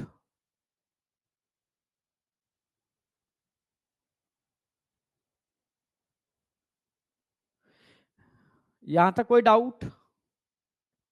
चलो सर टेस्ट को प्रिंट करा के नहीं, प्रिंट करा के कैसे देंगे तुम्हें बताओ? हर हफ्ते टेस्ट प्रिंट करा के तुम सबके घर तक पहुंचाए जाएंगे, पता है? एक टेस्ट के तुम्हारे घर तक पहुंचाने के ही शायद 200-250 रुपए लग जाए एक टेस्ट पेपर के पहुंचाने में। सोचो हर टेस्ट 50 टेस्ट तुम्हें देने, अप्रोक्सीमेटली 50 टेस्ट, तो घर कैसे पहुंच सकते हैं? हाँ, इसके लिए एक बेहतरीन टेस्ट सीरीज आगे ला सकते हैं, बहुत बेहतरीन टेस्ट सीरीज, ठीक है, बहुत अच्छी, सबसे अच्छी, वो तुम समझ जाओगे अभी, ठीक है। आगे जाके डीपीपी और सब चीजें देखोगे, और जो हम लोग कुछ चीजें आपको देने वाले हैं फ्यूचर में, उससे तुम समझोगे कि टेस्ट इसके अलावा भी जो ऑफलाइन कर सकते हैं उनको हम दे देंगे, ठीक है। टेस्ट का बेटा टाइमिंग वही होगा, अभी पहला टेस्ट 1.5 घंटे का होगा, ठीक है, माइनर वाला, मेजर वाला टेस्ट 3 घंटे का होगा। मेजर वाले टेस्ट में बीच बीच में ऐसा टेस्ट भी आएगा इसमें आपको सिर्फ 2.5 घंटे मिलेंगे, यस, ऐप पर होगा, हम उसकी पीडीएफ भी आपको प्रोवाइड करा देंगे, ठीक है। इसमें पर्टिकुलर टाइम पीरियड होगा, उस टाइम में आपको बैठना है, और टाइम पीरियड आउट होते ही वो टेस्ट आपका बंद हो जाएगा, ठीक है। हाँ चलो, यहां तक कोई डाउट नहीं। अब मैं बहुत इंपॉर्टेंट बात बता रहा हूं, मैं तुमसे कहूं तुम कॉन्शियस ब्रीदिंग करते हो अनकॉन्शियस ब्रीदिंग करते हो, जरा बताओ। तुम्हारी अभी इस समय तुम कॉन्शियस ब्रीदिंग कर रहे हो अनकॉन्शियस? कॉन्शियस समझते हो, जैसे मैं कॉन्शियस हूं, हाँ मुझे सांस लेनी है, सांस निकालनी है। तुमसे कह रहा हूं सारे लोग डीप ब्रीथ करो, तो तुम डीप ब्रीथ करोगे। ये कॉन्शियस है अनकॉन्शियस है? कॉन्शियस है, ठीक है। हाँ कॉन्शियस ब्रीदिंग है, ठीक है। यस, जब मैं तुमसे कह रहा हूं और तुम कर रहे हो, ये कॉन्शियस ब्रीदिंग है। अब तुम मेरी तरफ ध्यान लगाए हो, पढ़ाए जा रहा हूं, पर तुम्हारी सांस रुक नहीं रही है। तुम अनकॉन्शियसली सांस ले रहे हो, निकाल रहे हो, ले रहे हो, निकाल रहे हो, ले रहे हो, निकाल रहे हो। जब तुम अनकॉन्शियस ब्रीदिंग करते हो, तो बताओ कौन इसके अंदर पार्टिसिपेट करता है? जब तुम कॉन्शियस ब्रीदिंग करते हो तो कौन पार्टिसिपेट करता है? क्लियर है? हाँ, जब अनकॉन्शियस ब्रीदिंग करते हो तो ब्रेन का कौन सा पार्ट इसको रेगुलेट करता है?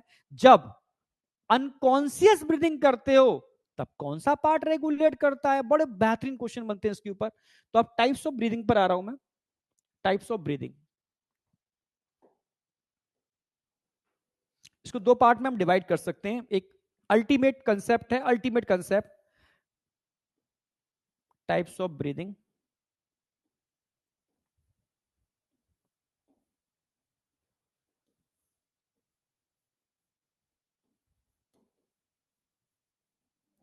कॉन्शियस ब्रीदिंग,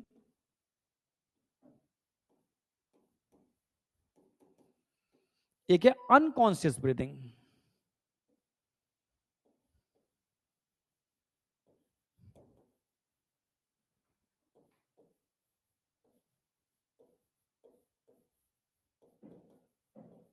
तुम्हें पता है तुम अपने 24 घंटे में लगभग 75% जो मैक्सिमम ब्रीदिंग करते हो वो अनकॉन्शियस ब्रीदिंग होती है। आप समझ रहे हो? हाँ, बिना सोचे समझे मैक्सिमम टाइम अप्रोक्सीमेटली 75% आपकी ब्रीदिंग, अप्रोक्सीमेटली 75% आपकी ब्रीदिंग अनकॉन्शियस ब्रीदिंग होती है। बहुत कम, तभी तो बाबा रामदेव कहते हैं कि भाई कॉन्शियस ब्रीदिंग भी कर लिया करो, मतलब अनुलोम विलोम कर लिया करो, मतलब कपाल भाती कर लिया करो, क्योंकि कॉन्शियस ब्रीदिंग आपकी सेहत के लिए बहुत जरूरी है। क्योंकि दिन भर तो आप मैक्सिमम टाइम पर अनकॉन्शियस ब्रीदिंग करते हो, ठीक है। तो ये लगभग 25% होती है अन 25% होती है कॉन्शियस ब्रीदिंग। जब आप सोच समझ के ब्रीद करते हो, इंटेंशनली ब्रीद करते हो, मैंने कहा सांस लो, आप ब्रीद कर रहे हो, ये कॉन्शियस ब्रीदिंग है। समझना मेरी बात, ठीक है। अगर मैं कॉन्शियस ब्रीदिंग की बात करता हूं 25%, अनकॉन्शियस ब्रीदिंग, ठीक है, 75%। अच्छा, इनका एक नाम और होता है। कॉन्शियस ब्रीदिंग को हम एक टर्म से और जानते हैं, इसको हम बोलते हैं थोरेसिक ब्रीदिंग।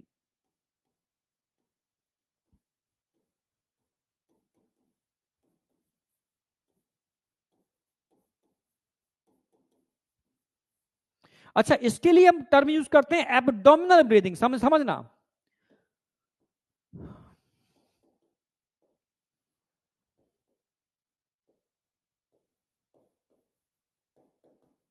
जरा बताओ, अभी तुम अनकॉन्शियस ब्रीदिंग कर रहे हो, ठीक है, अनकॉन्शियस, क्या तुम्हारा थोरेसिक चैम्बर इंक्रीज डिक्रीज हो रहा है? ना,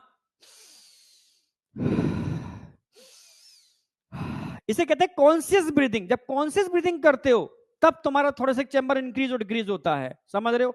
तो थोरेसिक ब्रीदिंग कौन सी ब्रीदिंग हो गई? थोरेसिक ब्रीदिंग एक्चुअल में कॉन्शियस ब्रीदिंग हो गई, ठीक है। जब तुम बिना सोचे समझे ब्रीद किए जा रहे हो तब एक्चुअल में अपने पेट से ब्रीद कर रहे हो। यस, इसको बोलते हैं एब्डोमिनल ब्रीदिंग। क्या बोलते हैं इसको? Abdominal breathing. आज मैं ऐसी ऐसी बातें बताने वाला हूं ना, ठीक है, एग्जैक्ट जो 100 साल से ज्यादा जीते हैं उनके जीने का राज क्या है, ठीक है। इंसान को जन्म जब मिलता है, ठीक है, या किसी भी एनिमल या किसी भी मतलब को जन्म मिलता है, उसके एज रिस्पॉन्सिबल होते हैं उसके लाइफ टाइम के लिए, लाइफ स्पेन के लिए, या सांसें रिस्पॉन्सिबल होती हैं? जरा बताओ। ब्रीथिंग। तभी तो कहते हैं जो कुत्ते जैसी ब्रीथिंग करता है, बहुत तेज सांस लेता है, उसकी रेट ऑफ ब्रीथिंग फास्ट होती है, उसका लाइफ स्पेन बहुत कम होता है। जिसकी ब्रीथ जितनी स्लो होती है उसका लाइफ स्पेन उतना ही ज्यादा होता है। ये मैं नहीं बोल रहा, ये साइंटिफिकल साइंस है, कोई फैक्ट वैसे नहीं है, it is a scientifical fact, ठीक है। इंसान की नॉर्मल उम्र, ठीक है, देखो पहले के इंसान बहुत रिलैक्स रहते थे, ठीक है, आप समझ रहे हो। तभी तो टीचिंग कोई हल्का खेल नहीं है। टीचिंग जो टीचर होता है वो अपने, समझ रहे हो ना मेरी बात, जिसको तुम कहते हो ना कि सर 3,500 दे नहीं पाएंगे, फ्री कर दो, ठीक है, इसकी कॉस्ट मतलब किस लेवल की तुम सोच नहीं सकते, ठीक है। टीचर अपना पूरा इंटेंशन डालता है, उस समय तुम्हें पता नहीं है, रेट ऑफ ब्रीदिंग उसकी नॉर्मल से ज्यादा हो जाती है, ठीक है, उसका लाइफ स्पेन नॉर्मल से कम होता है, ज्यादा चीखने की वजह से, ठीक है। एड्रेनलिन ग्लैंड, ठीक है, बहुत ज्यादा एक्टिवेट हो जाती है, जो पावर बैकअप है, जो पावर बैकअप को वो रोज यूज कर रहा है, ठीक है। तो और समस्या आ रही है, जब वो सांसें बहुत ज्यादा लेता है, बहुत ज्यादा लेता है, तो उसकी ग्लाइकोलिसिस बहुत ज्यादा होती है। या हर बच्चा नहीं समझेगा, मैं आगे पढ़ाऊंगा सब समझ में आएगा। तो ग्लाइकोलिसिस के टाइम पर एक इंटरमीडिएट बनता है 2,3-बाइफॉस्फोग्लिसरिक एसिड, ठीक है, वो बहुत ज्यादा बनेगा, और ज्यादा बनेगा तो वो हीमोग्लोबिन से बाइंड कर जाता है, और हीमोग्लोबिन की ऑक्सीजन बाइंडिंग एफिनिटी घट जाती है। इसकी वजह से उसके ब्लड में ऑक्सीजन की कमी हो जाती है, और ऑक्सीजन की कमी से उसको हार्ट से रिलेटेड बहुत सारी प्रॉब्लम हो जाती हैं, ठीक है, और हार्ट अटैक की वजह से उसकी डेथ भी हो सकती है। तो ये कोई हल्का खेल नहीं है, ठीक है। जो हाइपर एग्रेसिव होकर जो पढ़ाते हैं, बहुत एनर्जी से जो पढ़ाते हैं ना, तो उनका लाइफ स्पेन, ठीक है, नो डाउट नॉर्मल से कम होता है, ठीक है। या फिर उसको मेंटेन करने के लिए उनको पढ़ाने के अलावा जितनी अपना दिनचर्या होती है उसमें उनको ब्रीथिंग पर काम करना पड़ता है, बोलने पर काम करना पड़ता है, नहीं कम बोलते हैं, मौन रखते हैं वो लोग, ठीक है, जिनको लाइफ स्पेन। नहीं तो कोई भी इंसान देख लो जिसकी लाइफ स्पेन 100+ ईयर है, उसका रेट ऑफ ब्रीदिंग नॉर्मल इंसान के रेट ऑफ ब्रीदिंग से कम होता है, ठीक है। या योग में सिखाया गया है, ठीक है, अगर आपको लाइफ स्पेन बढ़ाना है तो अपनी सांसों पर नियंत्रण करना सीख लो, ठीक है। यानी पेट से ब्रीद करो, ये जैसे हम हल्की हल्की ब्रीद कर रहे हैं, अपर बस ट्रैक से गई गई, जैसे एक बार सांस इतनी तगड़ी होती है जिसमें आप काफी टाइम तक उसको होल्ड कर सकते हैं। जैसे जब आप एब्डोमिनल ब्रीदिंग करोगे ना तो पेट फूलेगा, ठीक है, और कॉन्शियस होकर के यार मैं ब्रीथ ले रहा हूं, स्टार्टिंग में कॉन्शियस, फिर धीरे धीरे जब प्रैक्टिस करोगे ना तो यही कॉन्शियस ब्रीदिंग अनकॉन्शियस ब्रीदिंग में भी आपकी डीप नीचे तक जाएगी, ठीक है। जब मैक्सिमम आप वॉल्यूम को बढ़ाओगे और मैक्सिमम वॉल्यूम को बढ़ा करके यूज करोगे और उसको होल्ड करोगे तो आपकी life span normal life span से काफी बढ़ जाएगी। मैं नहीं बोल रहा, साइंस बोल रही है, समझे। फिर बाद बाकी का थॉट प्रोसेस है, जाकी रही भावना जैसी, ताने देखी प्रभु मूरत तैसी, ठीक है। भाई जिस तरीके का आपका थॉट प्रोसेस होगा वैसा ही आपका व्यक्तित्व होगा, ठीक है, वैसे ही आपके कमेंट होंगे, वैसे ही आपका फ्यूचर होगा, समझ रहे हो ना मेरी बात। हाँ बेटा, ठीक है, इसलिए कहते हैं स्ट्रेस फ्री रहा करो, ठीक है, बहुत ज्यादा टेंशन मत लो, जन्म एक बार मिला है, आगे क्या होता है ये कुछ पता नहीं, किसी को कुछ भी नहीं पता, ठीक है, हम सब लिटरेचर में लिखा है तो लोग पढ़ के मान लेते हैं, ठीक है, पर रियलिटी में कुछ नहीं पता। जहाँ बड़े बुजुर्ग जो कहते आए वो सुन लेते हैं, भाई हाँ जन्म भी नाम की कोई चीज होती है, ठीक है, समझ रहे हो, सब कुछ यही है, अर्थ पर ही स्वर्ग है और अर्थ पर ही नर्क है, ठीक है, समझ रहे हो ना मेरी भाई। हाँ, जब आप डॉक्टर बन जाओगे, ऐश और आराम की जिंदगी जियोगे, राजाओं वाली जिंदगी जियोगे, स्वर्ग है, ठीक है। समस्याओं से जूझ रहे हो, लड़ रहे हो, फाइट कर रहे हो, एक एक वक्त की रोटी के लिए तरस रहे हो, नर्क है, ठीक है, बहुत सारी डिसीज आपको हो गई, ठीक है, नर्क है भाई, घोर नर्क है, तो यही है सब कुछ, समझे। यहां तक कोई डाउट, कोई डाउट बेटा, यहां तक कोई डाउट। हाँ, फोर्स इंस्पायरेशन या फोर्स एक्सपायरेशन, उसमें यही दोनों मसल्स यूज होते हैं, बताया ना, अभी तुम सुनते नहीं हो। फोर्स एक्सपायरेशन या फोर्स इंस्पायरेशन में यही मसल्स, जब मसल्स कॉन्ट्रैक्ट करेंगे तेजी से, फोर्स एक्सपायरेशन, तेजी से रिलैक्स, फोर्स एक्सपायरेशन, तेजी से कॉन्ट्रैक्ट, इंस्पायरेशन, रिलैक्स, एक्सपायरेशन, तो इन्हीं मसल्स के तेजी से कॉन्ट्रैक्ट और रिलैक्स होने की वजह से फोर्स इंस्पायरेशन और फोर्स एक्सपायरेशन होता है, समझे। यहां तक कोई डाउट, चलो ठीक है, यहां तक समझ में आ गया। थोरेसिक ब्रीदिंग या एब्डोमिनल ब्रीदिंग, तो आपको, ठीक है, दोनों ही ब्रीदिंग की प्रैक्टिस करनी चाहिए। ठीक है, जब आप लंग्स को प्रॉपर या थोरेसिक चैम्बर को प्रॉपर फिलअप करते हो और उस ऑक्सीजन को प्रॉपर यूटिलाइज करते हो, फिर धीरे धीरे रिलीज करते हो। ठीक है, अगर आपने ऐसी प्रैक्टिस कर ली, एक दिन में नहीं होगी, ठीक है, ये प्रैक्टिस करनी पड़ती है इसके लिए, तब जाकर के आपकी रेट ऑफ ब्रीदिंग जो नॉर्मल इंसान की 12 से 16 होती है, 1 मिनट के अंदर 12 से 16 बार ब्रीथ इन एंड आउट करता है, इसको आप 6 से 7 ले आओ, बस आपकी एज डबल हो जाएगी। ये मैं नहीं बोल रहा, ये साइंस बोल रही है, आपकी एज एग्जैक्ट डबल हो जाएगी, नेचुरल एज। मैं एक्सीडेंटल एज की बात नहीं कर रहा, ठीक है, किसी का एक्सीडेंट हो गया तो उसका तो कोई वही है ही नहीं, ठीक है, कोई गिर गया पड़ गया, समझना, वो इसकी बात नहीं कर रहा हूं। नेचुरल एज इंसान की डबल हो जाएगी अगर आपने ब्रीथिंग कंट्रोल कर ली तो।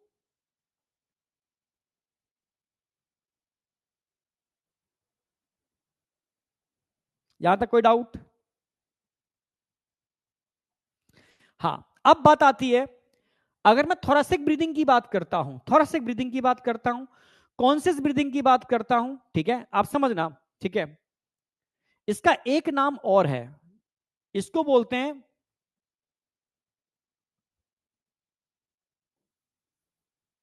Intercostal breathing.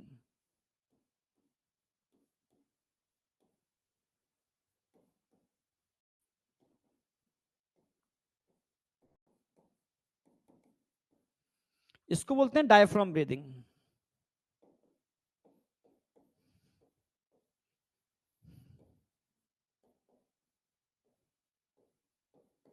अच्छा बताओ, अभी तुम डायफ्राम ब्रीदिंग कर रहे हो या थोरेसिक ब्रीदिंग कर रहे हो, ठीक है, या इंटरकोस्टल ब्रीदिंग कर रहे हो?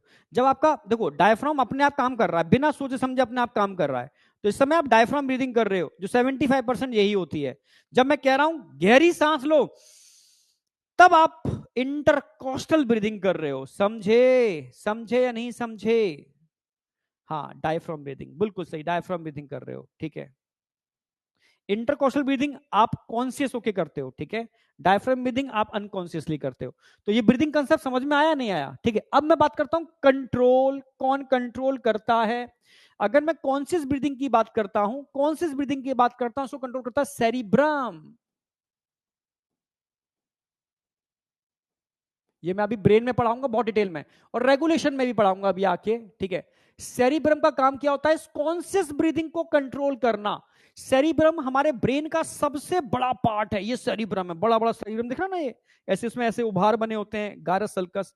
ये हमारी इच्छाओं को, मेरी वॉलेंट्री एक्शन को, मेरी इच्छाओं पर, यानी मैं हाथ को ये किया, ये सेरिब्रम कंट्रोल कर रहा है। तो जितनी भी कॉन्शियस ब्रीदिंग होती है उनको कंट्रोल हमेशा सेरिब्रम करेगा, ठीक है।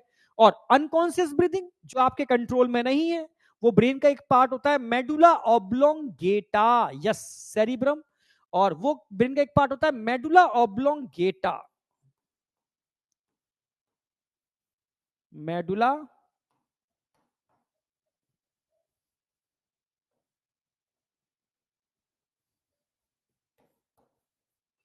ऑब्लोंगेटा,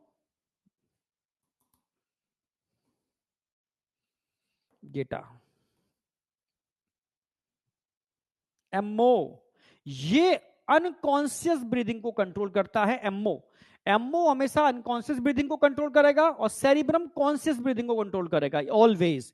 जितने भी कॉन्शियस एक्टिविटी है हमारी, सेरिब्रम कंट्रोल करता है। अनकॉन्शियस एक्टिविटी है जो इनवॉलेंट्री है, हमारे कंट्रोल में नहीं है, वो सारा मेडुला ऑब्लोंगेटा एमओ करेगा, ठीक है। अब बताओ, यहां तक कोई डाउट? ब्रीदिंग कंसेप्ट सेट हुआ ब्रेन में या नहीं हुआ? ब्रीदिंग कंसेप्ट ब्रेन में सेट हुआ या नहीं हुआ? बीएमएस, बहुत बढ़िया, यस, यूज, ओके जी सर, हो गया। चलो आगे बढ़ रहा हूं। अब आपका एक क्वेश्चन यहां से बनता था, आप अब आप कर पाओगे। अब मैं एनसीईआरटी पर आ रहा हूं, तब मैं स्टार्ट करूंगा पल्मोनरी वॉल्यूम्स एंड कैपेसिटी, ठीक है। पहले मैं एनसीईआरटी क्लियर कराऊंगा इतने पार्ट की, ठीक है, फिर मैं आगे सेकंड कंसेप्ट लूंगा, अगला concept pulmonary volume and capacity.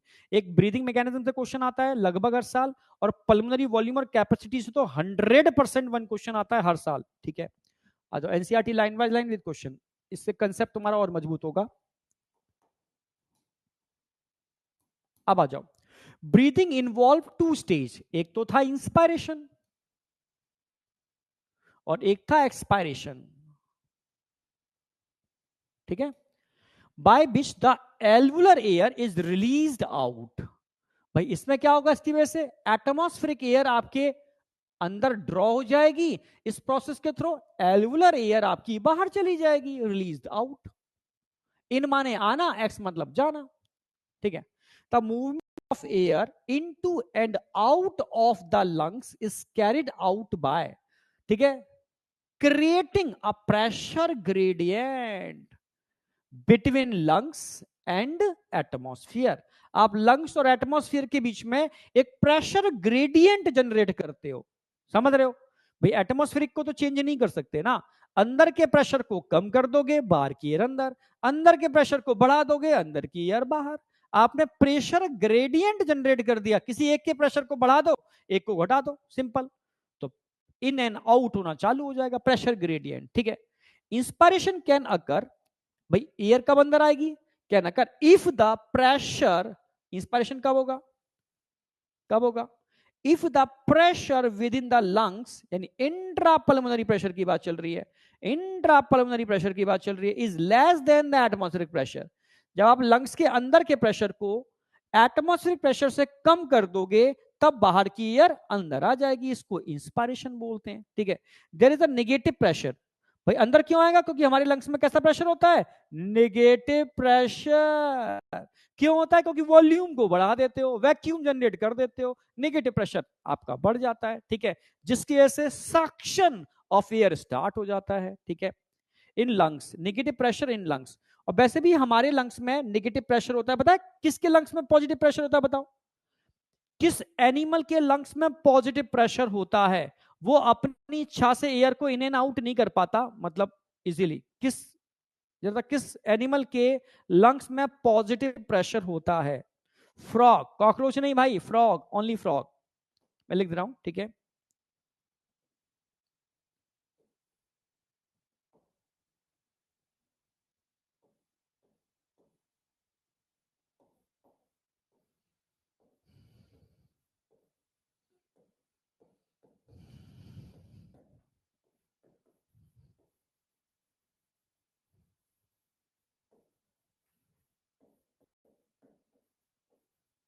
Frog इसलिए भी याद रखना है क्योंकि इस बार फ्रॉग आपके सिलेबस में है, वेरी इंपॉर्टेंट, फ्रॉग में भी पढ़ाऊंगा ये वाली बात में, ठीक है, फ्रॉग सिलेबस में, ठीक है।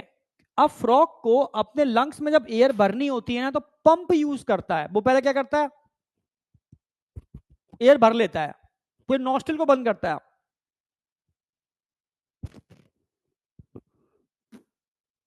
तब एयर प्रेशर से अंदर जाती है, समझे ना मेरी बात। फ्रॉग को पहले क्या करना पड़ता है, अपनी बक्कल कैविटी में एयर भरनी पड़ती है, नॉस्ट्रिल को बंद करना पड़ता है, फिर मसल्स के प्रेशर से एयर को अंदर पुश करता है, क्योंकि अंदर वैक्यूम जनरेट नहीं होता, समझ में आया, यस। तो एयर को पुश करना होता है क्योंकि उसके लंग्स में पॉजिटिव प्रेशर होता है, क्लियर है बिल्कुल। जैसे मानो कुछ इस तरीके के लंग्स है उसके, इसके लंग्स कैसे, कुछ इस तरीके से, ठीक है, फ्रॉग के लंग्स, इसमें अपने आप एयर नहीं जाएगी, एयर को अगर भरना है तो उसको क्या करना होगा, अपनी बक्कल कैविटी में एयर भरनी होगी, और बक्कल कैविटी में एयर भर के क्या करेगा, वो तेजी से ये अंदर, तब एयर अंदर जाएगी, समझना मेरी बात। एयर अंदर तब जाएगी जब प्रेशर बाहर से पुश करेगा, अगर पुश नहीं करेगा तो एयर अंदर नहीं जाएगी, क्लियर बिल्कुल। हाँ, तो इसको बोलते हैं पॉजिटिव प्रेशर। तो फ्रॉग के लंग्स में पॉजिटिव प्रेशर होता है और हम सब के लंग्स में नेगेटिव प्रेशर होता है, क्योंकि हमारे लंग्स एक एयर टाइट चैम्बर में होते हैं, जो एक बेहतरीन एटॉमिकल स्ट्रक्चर है, जो अपने आप वॉल्यूम इंक्रीज और डिक्रीज करना जानता है, जिसकी वजह से नेगेटिव प्रेशर जनरेट होता है, जिसकी वजह से आप ब्रीद इजीली कर पाते हो। सोचो आपको इनहेल एक्सेल करने के लिए ऐसी पंप को यूज करना पड़े, पहले एयर भरो अपने, फिर ना नोक बंद करो, फिर दबाव डालो, तब एयर अंदर जाए, तो आप सिर्फ सांस ही लेते रह जाओगे। तभी तो फ्रॉग के पास ब्रीथ करने के और भी ऑप्शन होते हैं, ठीक है, जैसे स्किन के थ्रू मैक्सिमम करता है, बुक्कोफेरेंजियल भी करता है। जब दोनों अवस्थाएं काम नहीं करती तो मजबूरी में आकर के वो लंग्स यूज करता है, नहीं तो वो लंग्स यूज नहीं करता, समझ में आ गया। हाँ, आगे बढ़ते हैं। With respect to atmospheric pressure, आगे बढ़ रहा हूं मैं। Similarly expiration take place when the intra pulmonary pressure, अंदर का प्रेशर कैसा हो जाए, हायर हो जाए, higher than that of atmospheric pressure, तब जाकर के अंदर की एयर बाहर निकल जाएगी, इसी को हम एक्सपायरेशन बोलते हैं, ठीक है। The diaphragm and specialised set of muscles, भाई डायफ्राम की बात चल रही है, स्पेशलाइज सेट ऑफ मसल्स में क्या आ गया, external and internal intercostal muscles, जो कहां होते हैं, बिटवीन रिप्स, क्योंकि इंटरकोस्टल, कोस्टल मतलब रिप्स, ये हमारे रिप्स के बीच में होते हैं। एक्सटर्नल रिप्स को ऊपर लेके जाते हैं, रिलैक्स करते हैं, रिप्स नो आते हैं। इंटरनल रिप्स को नॉर्मल से भी नीचे लेकर के जाते हैं, वो होते हैं internal intercostal muscles. During forced expiration help in generation, ये मसल्स क्या करते हैं, ये क्या कर रहे हैं, हेल्प कर रहे हैं जनरेशन ऑफ सच ग्रेडियंट। ये मसल्स हैं तभी ये ग्रेडियंट जनरेट हो रहा है हाई और लो का, और यही ग्रेडियंट, हाई लो का ग्रेडियंट, ठीक है, आपके प्रेशर को चेंज कर रहा है, जिसकी वजह से आप एयर इनहेल और एक्सहेल कर पा रहे हैं। क्लियर है? इंस्पायरेशन इज इनिशिएट बाय, अब मैं इंस्पायरेशन की बात करता हूं, कौन इनिशिएट करेगा, कॉन्ट्रैक्शन ऑफ डायफ्राम, पहले डायफ्राम को मसल्स कॉन्ट्रैक्ट करेंगे, जिससे वॉल्यूम किस एक्सिस में बढ़ेगा, एंटीरियर पोस्टीरियर एक्सिस, ठीक है, क्लियर है? The contraction of external intercostal muscles, जब एक्सटर्नल इंटरकोस्टल मसल्स कॉन्ट्रैक्ट करेंगे तो वॉल्यूम किस एक्सिस में बढ़ेगा, तो लिफ्ट अप, लिफ्ट अप, कौन लिफ्ट अप हो रहा है, रिप्स हो रहे हैं और स्टर्नम हो रहा है, इस पर क्वेश्चन आता है, ठीक है, causing increase in volume of thorax chamber in dorsoventral axis. जब ये लिफ्ट अप होंगे तो इंक्रीज होगा थोरेसिक वॉल्यूम, किस एक्सिस में इंक्रीज होगा थोरेसिक वॉल्यूम, डॉर्सोवेंट्रल एक्सिस। तो इसमें तो कोई डाउट है नहीं, डॉर्सोवेंट्रल एक्सिस में कौन इंक्रीज करता है और एंटीरियो पोस्टीरियर एक्सिस में कौन इंक्रीज करता है, ये एकदम सटीक क्लियर होगा। डायग्राम मैंने क्लियर कराई दी है, ठीक है, इसमें कोई डाउट होगा ही नहीं आपको। The overall increase in thoracic volume cause, जब ओवरऑल वॉल्यूम इंक्रीज होगा, थोरेसिक वॉल्यूम इंक्रीज होगा तो इंट्रा पल्मोनरी प्रेशर घट जाएगा।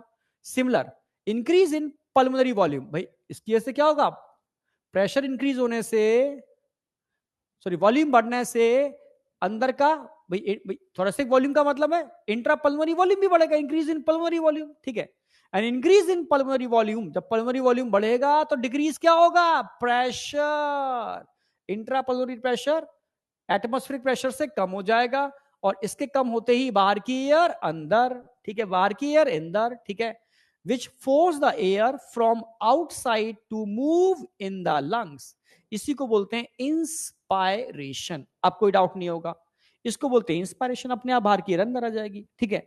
अब आ जाओ एक्सपायरेशन, जब यही मसल्स रिलैक्स करेंगे during relaxation of the diaphragm, dome shape हो जाएगा वापस, और इंटरकोस्टल मसल्स अपनी पोजीशन पर आ जाएंगे, return to diaphragm and sternum to their normal position, reduce the thoracic volume, तो थोरेसिक वॉल्यूम क्या हो जाएगा, रिड्यूस हो जाएगा। जब वॉल्यूम कम होगा तो प्रेशर बढ़ जाएगा, ठीक है, volume and thereby the pulmonary volume, यानी थोरेसिक वॉल्यूम कम होगा तो मतलब पल्मोनरी वॉल्यूम भी कम होगा, एक ही बात है, ठीक है। This lead to an increase in, इससे क्या होगा, increase in intrapulmonary pressure, thoracic volume कम होने का मतलब है इंट्रापल्मोनरी वॉल्यूम भी कम होना और पल्मोनरी वॉल्यूम भी कम होना, जिसके से इंट्रापल्मोनरी प्रेशर आपका बढ़ जाएगा, ठीक है, slightly above the atmospheric pressure, इससे एयर क्या हो जाएगी, अंदर से बाहर, pressure causing the expulsion of air from lungs to atmosphere. अब बताओ कोई डाउट, यहां तक कोई डाउट, मैकेनिज्म एकदम क्लियर है। पहले पूरा मैंने डायग्रामेटिकली जो नोट्स बनाने वो लिखा दिया, साथ में एनसीईआरटी करा रहा हूं, ठीक है, कुछ नहीं छोड़ूंगा, इस बार सोच के रखा है, ठीक है, समझ रहे हो, चारों सब्जेक्ट में सेम इसी पैटर्न को लेके चलेंगे, जिससे कि सब्जेक्ट वाइज तो आप मात नहीं खाओगे, ये गारंटी है, सब्जेक्ट वाइज मात नहीं खाओगे। अब आपको लास्ट टाइम पर अपने ब्रेन की, समझ रहे हो, अपनी थोड़ा इमोशन की, समय से टाइम पर पहुंचना, वहां प्रेशर, समझ रहे हो, हम प्रेशर की प्रैक्टिस कराएंगे, क्योंकि जब तुम्हारे टेस्ट होंगे उससे आपकी प्रेशर की प्रैक्टिस होगी, ठीक है। तो कई चीजें हम ध्यान रखेंगे, लास्ट टाइम तक आपको हर मामले में पक्का करने की कोशिश करेंगे, जिससे कि आप इस बार फोड़ के आओ। बस डायग्राम मैंने क्लियर कराई दिया आपको। We have the ability to increase, ये तो क्लियर हो गया, इंस्पायरेशन एक्सपायरेशन। अब हमारे पास एक क्षमता और है, भगवान ने हमें इंटरनल इंटरकोस्टल मसल्स और एब्डोमिनल मसल्स भी दिए हैं, जिससे हम अपनी स्ट्रेंथ को और बढ़ा सकते हैं, ठीक है।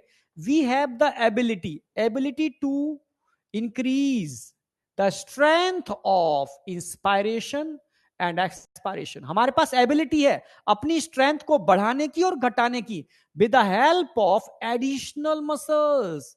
ठीक है, कौन से एडिशनल मसल्स हैं? In the abdomen. यानी यहां हम बात कर रहे हैं एब्डोमिनल मसल्स। हम किसकी बात कर रहे हैं यहां पर?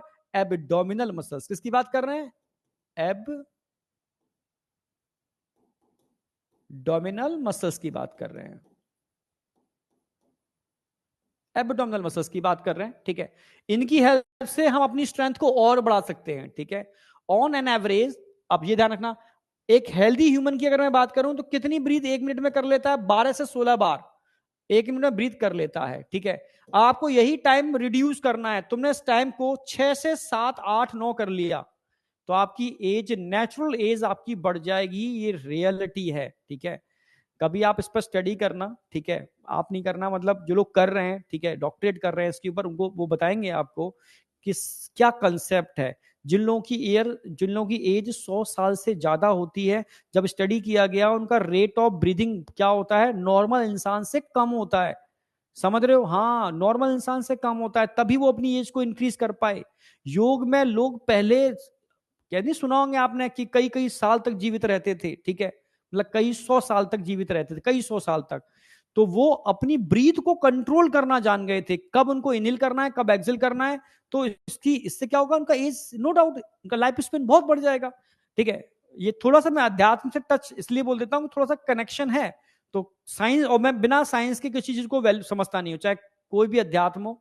जब तक मुझे साइंस नजर नहीं आएगी, क्योंकि साइंस का स्टूडेंट हूं, तब तक मैं उस चीज को मतलब नहीं मानूंगा। सिंपल सी बात है, चाहे कोई भी हो। ठीक है, healthy human breathe 12 to 16 time per minute. The volume of air involve in breathing movement can be estimate by, अब इस वॉल्यूम को मेजर करने के लिए हम इंस्ट्रूमेंट यूज करते हैं, क्या बोलते हैं इसको? स्पायरोमीटर। इसकी क्लिनिकल असिस्टमेंट है। जब भी देखा होगा doctors, very very very important. अगर मैं बात करूं स्पायरोमीटर की, ये एक मीटर होता है। इसकी क्लिनिकल असेसमेंट का मतलब है क्लिनिकल डायग्नोस्टिक सिग्निफिकेंस है। अगर आपके लंग्स में कोई भी प्रॉब्लम है तो आप डॉक्टर के पास जाते हो, तो वो एक स्पायरोमीटर को आपके माउथ में लगाएगा, आपकी नोज को क्लिप से बंद करेगा, एक मशीन से कनेक्ट करेगा, उसमें कहेगा, आपसे कहेगा breathe in and out, breathe in and out, तब वो ग्राफ बनेगा, उसको स्पायरोग्राम बोलते हैं। उससे वो चेक करता है कि आपके लंग्स की स्ट्रेंथ कितनी है, लंग्स कितने काम कर रहे हैं, कैसे काम कर रहे हैं। पूरी स्टडी करने के लिए इस इंस्ट्रूमेंट को यूज करते हैं, स्पायरोमीटर। इसको डायग्रामेटिकली दिखाऊंगा अभी मैं। ठीक है, इसकी क्लिनिकल डायग्नोस्टिक सिग्निफिकेंस है बहुत ज्यादा। क्लियर है? बिल्कुल यस। ठीक है, मैं लिख भी देता हूं।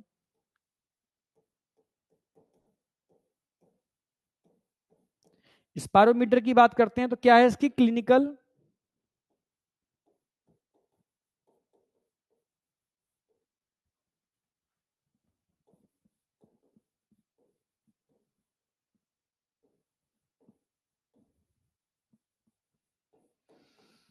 Clinical assessment, very very important. क्यों? क्योंकि नीट में अभी तक इस तरह के क्वेश्चन नहीं बने जो बनेंगे। क्योंकि एक साथ, क्योंकि इस साल क्या किया इन्होंने, कई चैप्टर को मिलाकर के एक क्वेश्चन बना दिया। ठीक है, जैसे ही जब मैं ईसीजी पढ़ाऊंगा उसकी क्लिनिकल असेसमेंट है। ठीक है, जब मैं आपको ब्लड प्रेशर पढ़ाऊंगा उसकी भी सेम ऐसी है। ठीक है, जब मैं आपको स्टेथोस्कोप पढ़ाऊंगा, ठीक है, हार्ट बीट, उसकी भी क्लिनिकल असेसमेंट है, यानी क्लिनिकल डायग्नोस्टिक सिग्निफिकेंस। ये सारे वो इंस्ट्रूमेंट हैं जिससे आप हार्ट, लंग्स, समझना मेरी बात, या बहुत सारी चीजों का आप पता लगा सकते हो कि बॉडी में कोई गड़बड़ी तो नहीं है। ठीक है, आप समझ रहे हो ना? हाँ, यहां तक कोई डाउट है? अब क्वेश्चन पर आ रहा हूं मैं, क्वेश्चन पर आ रहा हूं मैं। क्वेश्चन नंबर 1 आपकी स्क्रीन पर है। क्वेश्चन नंबर 1 आपकी स्क्रीन पर है। दो रिस्पॉन्स दो, देखूं तुम दे पाते हो नहीं दे पाते। रिस्पॉन्स दो। हिक्कप, हिचकी। एक बच्चा बोल रहा है सर हिक्कपिंग क्या होती है, हिचकी क्या होती है? ठीक है, हिक्कप, हिचकी, बताता हूं अभी। इस क्वेश्चन का रिस्पॉन्स दो। Which of the following muscles help to increase the volume of thoracic cavity? Which of the following muscles help to increase the volume of thoracic cavity? कौन है जो वॉल्यूम को बढ़ाएगा? हमेशा ध्यान रखना है, नंबर 1 डायफ्राम, डाया diaphragm. Number 2 external intercostal muscles. ये दो ही मसल्स हैं, इनमें कॉन्ट्रैक्शन होने से सिर्फ वॉल्यूम बढ़ेगा, इनमें कॉन्ट्रैक्शन होगा तो वॉल्यूम बढ़ेगा, इसके अलावा किसी भी मसल्स में कॉन्ट्रैक्शन होगा तो वॉल्यूम घटेगा। तो कहां पर है ये? डायफ्राम और एक्सटर्नल इंटरकोस्टल मसल। जो बच्चे थर्ड लगा रहे थे बिल्कुल सही लगा रहे हैं, बिल्कुल सही लगा रहे हैं। एक बच्चे ने लिखा भी कमेंट में, सर हिचकी का कंसेप्ट क्या है? हिक्कपिंग, हिचकी नहीं कहते ना, मिर्ची का खाना खा लो तो जैसे कहते ना कि यार हिचकी आ रही है तुझे तो तू पानी पी ले, हिचकी चली जाएंगी। कहते ना तुझे कोई याद कर रहा है। हिचकी है क्या? ठीक है, जब आपके डायफ्राम मसल्स में सडनली स्पाज्मिंग होती है, स्पाज्मिंग कॉन्ट्रैक्शन, कॉन्ट्रैक्शन, कॉन्ट्रैक्शन, तो वॉल्यूम तेजी से बढ़ेगा।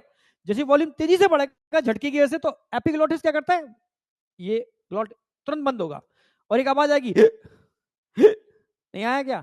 जैसे ही आपका डायफ्राम के मसल्स में स्पाज्मिंग होगी, कॉन्ट्रैक्शन होगा, तो वॉल्यूम एंटीरियर पोस्टीरियर एक्सिस में अचानक से बढ़ेगा, और उसके अचानक से बढ़ने की वजह से क्या होगा, आपका एपिग्लोटिस झटके से बंद होगा, झटके से बंद होगा। इसकी वजह से एक साउंड प्रोड्यूस होगी, इसको बोलते हैं हिक्कपिंग, हिचकी। अब कुछ लोग पानी पीते हैं बंद हो जाती है, यस। कभी कभी वाटर डेफिशिएंसी की वजह से भी मसल्स स्पाज्म कर जाते हैं, कॉन्ट्रैक्शन स्टार्ट हो जाता है, तो पानी पीने से सही हो जाता है। कभी कभी आप स्पाइसी फूड खा लो, यस, स्पाइसी फूड खाने की वजह से भी आपका सिंपैथेटिक नर्वस सिस्टम एक्टिवेट हो जाता है, उसकी वजह से भी स्पास्मिंग होना चालू हो जाती है, ठीक है, हिचकी आना चालू हो जाती है, ठीक है। आप समझ रहे हो ना? हाँ, तो बहुत सारे कारण हैं, पर साइंटिफिकली लॉजिक ये है, किसी के याद करने से हिचकी नहीं आती, समझे? यस, हाँ, छींकना, छींकने का मतलब है आपके रेस्पिरेटरी ट्रैक में कुछ भी एंटर कर रहा है, तो अगेन पूरा थोरेसिक चैम्बर सडनली स्पास्मिंग करेगा और झटके से वो छींक के फॉर्म में बाहर आएगा, ठीक है, वो अलग चीज है, समझे? चलो, हिचकी का कंसेप्ट समझ में आएगा। हिक्कपिंग, हिक्कपिंग का मतलब है सडनली स्पास्मिंग डायफ्राम मसल्स, ठीक है। अच्छा, एक मदर है भाई, नॉर्मल केस में आप 75% नॉर्मल ब्रीथिंग करते हो, कितने परसेंट? 75%, ठीक है। नॉर्मल ब्रीथिंग का मतलब है, मैं बात कर रहा हूं यहां पर, ठीक है, अनकॉन्शियस ब्रीथिंग। पर एक मदर है जो प्रेग्नेंट है, और प्रेगनेंसी उसकी लगभग 8 से 9 महीने के बीच की है, तो बताओ मैक्सिमम ब्रीथिंग कौन सी ब्रीथिंग करेगी वो? भाई आपके केस में आप 75% जो ब्रीदिंग करते हो वो अनकॉन्शियस ब्रीदिंग करते हो, अनकॉन्शियस। और एक मदर है जिसकी प्रेगनेंसी, ठीक है, 8-9 महीने के बीच की है, यानी लगभग लगभग पूरी प्रेगनेंसी है, तो बताओ उसकी मैक्सिमम ब्रीथिंग कॉन्शियस होगी या अनकॉन्शियस? यस, कॉन्शियस ब्रीदिंग, बिल्कुल सही। क्यों होगी कॉन्शियस ब्रीदिंग? क्योंकि उस समय उसके यूट्रस के अंदर बेबी पूरा पूरा बन चुका है, उसका फीटस, ठीक है, पूरा बन चुका है, पूरा बन चुका है। इसकी वजह से डायफ्राम उसका डोम का डोम शेप रहेगा, डायफ्राम डोम का डोम शेप रहेगा, फ्लैट नहीं हो पाएगा। जब डायफ्राम फ्लैट नहीं करेगा तो उसको क्या यूज करना पड़ेगा? उसको इंटरकोस्टल मसल्स यूज करने पड़ेंगे ब्रीदिंग के लिए। क्या यूज करने पड़ेंगे? Intercostal muscles. तो उस केस में उस मदर को, तभी तो कहते हैं लास्ट टाइम बड़े टिपिकल टाइम होते हैं मदर के लिए, ठीक है, यस। उसको कॉन्शियस ब्रीदिंग मेंटेन रखना पड़ती है, क्योंकि नीचे बेबी है, पूरा उसकी स्ट्रक्चर की वजह से डायफ्राम के मसल्स कॉन्ट्रैक्ट ही नहीं कर पा रहे होते हैं, ठीक है, यस, बहुत बढ़िया। नेक्स्ट क्वेश्चन आपके स्क्रीन के सामने, पहले ढूंढो पूछा क्या रहा है, इसने पूछा क्या है, इनकरेक्ट, इनकरेक्ट मैचिंग पूछी है, बताओ क्या होगी incorrect matching? by the contraction of diaphragm, by the contraction of diaphragm, by the contraction of EICM, by the contraction of IICM, diaphragm contract करेगा तो volume of thoracic cavity increase in dorsoventral axis, no, anterior posterior axis, volume of thoracic cavity increase in anterior posterior axis, बिल्कुल ठीक है। external intercostal muscles, volume of thoracic cavity increase in anterior posterior, no, dorsoventral axis, ठीक है। By the contraction of internal intercostal muscles, volume of thoracic cavity increase in anterior posterior axis, no, dorsoventral axis. तो incorrect पूछे, incorrect क्या हो जाएगा? ए C D, ए C D, क्या लगा रहे हो भाई? यस, अब ये एक्सिस वाला कंसेप्ट आपका परफेक्टली सेट हो गया होगा। इतनी प्रैक्टिस करा दूंगा कि एनसीईआरटी तुम्हारे दिमाग में, तुम्हारे खून में घूमेगी। आप समझ रहे हो? तुम्हारे खून में, तुम्हारे दिमाग में, तुम्हारे रोम रोम में घूमेगी। इतनी प्रैक्टिस कराऊंगा मैं। विच रेस्पिरेटरी, हाँ एक बात और बता दूं, कुछ क्वेश्चन आपको मेरी प्रैक्टिस के और डीपीपी के सिमिलर मिलेंगे। पहले चैप्टर में सिमिलर रखे हैं, जिससे थोड़ा सा बच्चा भी नया नया आता है ना, तो उसको थोड़ा सा इजी माहौल दो, ठीक है। कुछ क्वेश्चन उसके भी मैंने यहाँ करा दिए, कुछ नए वहां भी डाल दिए। फिर जैसे सेकंड चैप्टर में एंटर करोगे, वहां लेवल तुम्हारा अप होगा, थर्ड में और अप होगा, और लेवल धीरे धीरे तुम्हारा अप होना चालू हो जाएगा, क्योंकि तुम्हें मैं मजबूत बनाना चालू कर दूंगा। फिर तुम्हारा लेवल धीरे धीरे अप होना चालू हो जाएगा, ठीक है। Which respiratory associate muscles would contract if you, ठीक है, ब्लो अप अ बैलून। बताओ, जब आप बैलून फुला रहे हो, हाथ में ही है भाई, कौन से मसल्स यूज कर रहे हो? बैलून फुलाने के लिए कौन से मसल्स यूज कर रहे हो, जरा बताओ, कौन से मसल्स यूज कर रहे हो? पूरी फोर्स लगा करके फोर्सफुल एक्सपायरेशन कर रहे हो, यानी इंटरनल इंटरकोस्टल मसल्स और एब्डोमिनल मसल्स यूज कर रहे हो। देखो कहीं है क्या इसमें? Internal intercostal muscles and abdominal muscles. जो बच्चे थर्ड लगा रहे हैं, सही लगा रहे हैं। ये क्वेश्चन आप बैलून फुलाओगे तो समझ जाओगे। समझ में आया? यस। सेकंड नहीं आएगा, एक्सटर्नल नहीं होगा, internal. During inspiration pressure of air fall in thorax. जब आप इंस्पायरेशन करते हो, सांस लेते हो, तो थोरैक्स का प्रेशर बढ़ेगा घटेगा? घटेगा। सिंपल सी बात है, तभी तो सांस ले पा रहे हो। Reason, there is a rise in volume of thorax during inspiration. Yes, इसका वॉल्यूम बढ़ेगा तभी प्रेशर घटेगा। कारण बिल्कुल सही है। हमेशा ए आर आते हैं नीट के अंदर। ए आर का मतलब होता है पहले असर्शन पढ़ना है, फिर रीजन पढ़ना है। दोनों सही है गलत है, पहले ये देख लो। जब दोनों सही है ना, फिर देखो क्या इसका रीजन है। इसको पढ़ो, during inspiration pressure of air fall in thorax because, because लगाओ, बिकॉज क्योंकि there is a rise in volume of thorax during inspiration.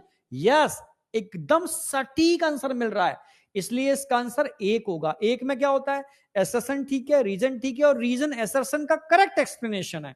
अगर करेक्ट एक्सप्लेनेशन नहीं होता, दोनों सही होते तो बी लगाते, पर क्या लगाओगे इसका? ए। क्या लगा रहे हो? ए लगा रहे हो, बिल्कुल सही। All of the following statement are correct for diagram illustrated except. अच्छा, डायग्राम देना भूल गया मैं यहां पर। चलो इस क्वेश्चन को छोड़ता हूं, मैं आगे बढ़ रहा हूं। आगे बढ़ो। Inspiration occur when intrapulmonary pressure. भाई इंस्पायरेशन एयर अंदर कब आएगी? जब इंट्रापल्मोनरी प्रेशर क्या हो? Lower than that of atmospheric pressure, तभी एयर अंदर आएगी। सेकंड, बहुत बढ़िया। एक्सपायरेशन अकर, भाई एक्सपायरेशन कब होगा?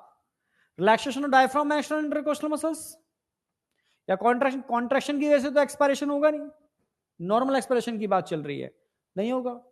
Relaxation of abdominal, abdominal participate नहीं करेंगे, ओनली वन आएगा। फर्स्ट, जब आपके डायफ्राम और एक्सटर्नल इंटरकोस्टल मसल्स रिलैक्स करेंगे तो वॉल्यूम घटेगा और एक्सपायरेशन होगा। फर्स्ट ऑप्शन आएगा। What happened to the volume of pulmonary cavity when there is an increase in volume of thoracic chamber? जरा बताओ। अगर मैं समझना, increase in the volume of thoracic chamber, thoracic chamber के वॉल्यूम को बढ़ा देता हूं, ठीक है, तो वॉल्यूम ऑफ पल्मोनरी कैविटी पर क्या इफेक्ट आएगा? बढ़ेगा घटेगा?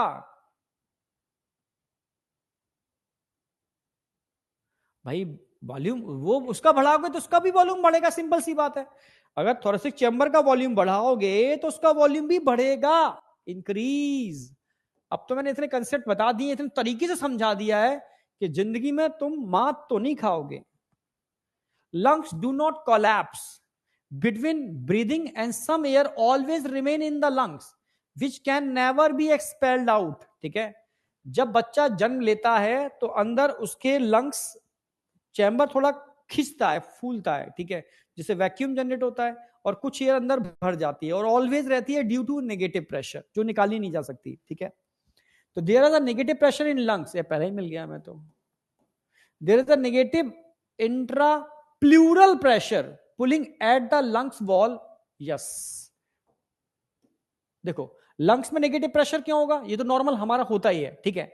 अब मैं बात कर रहा हूं देयर इज पॉजिटिव नहीं, प्रेशर इन द लंग्स नहीं। जब, समझना मेरी बात, ये आपके लंग्स हैं, during uterus, uterine condition lungs कैसे होते हैं, कोलैप्स। लंग्स कैसे होते हैं, कोलैप्स।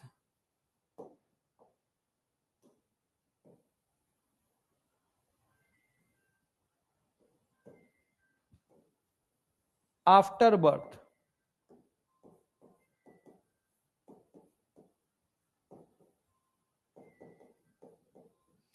जैसे बच्चा बाहर आता है, कहते हैं बच्चे का चीखना जरूरी है, क्राई करना जरूरी है। 3 इडियट में दिखाया भी था, बच्चा चीखेगा नहीं ना, क्राई नहीं करेगा ना, तो प्रोसेस आगे हो ही नहीं पाएगी।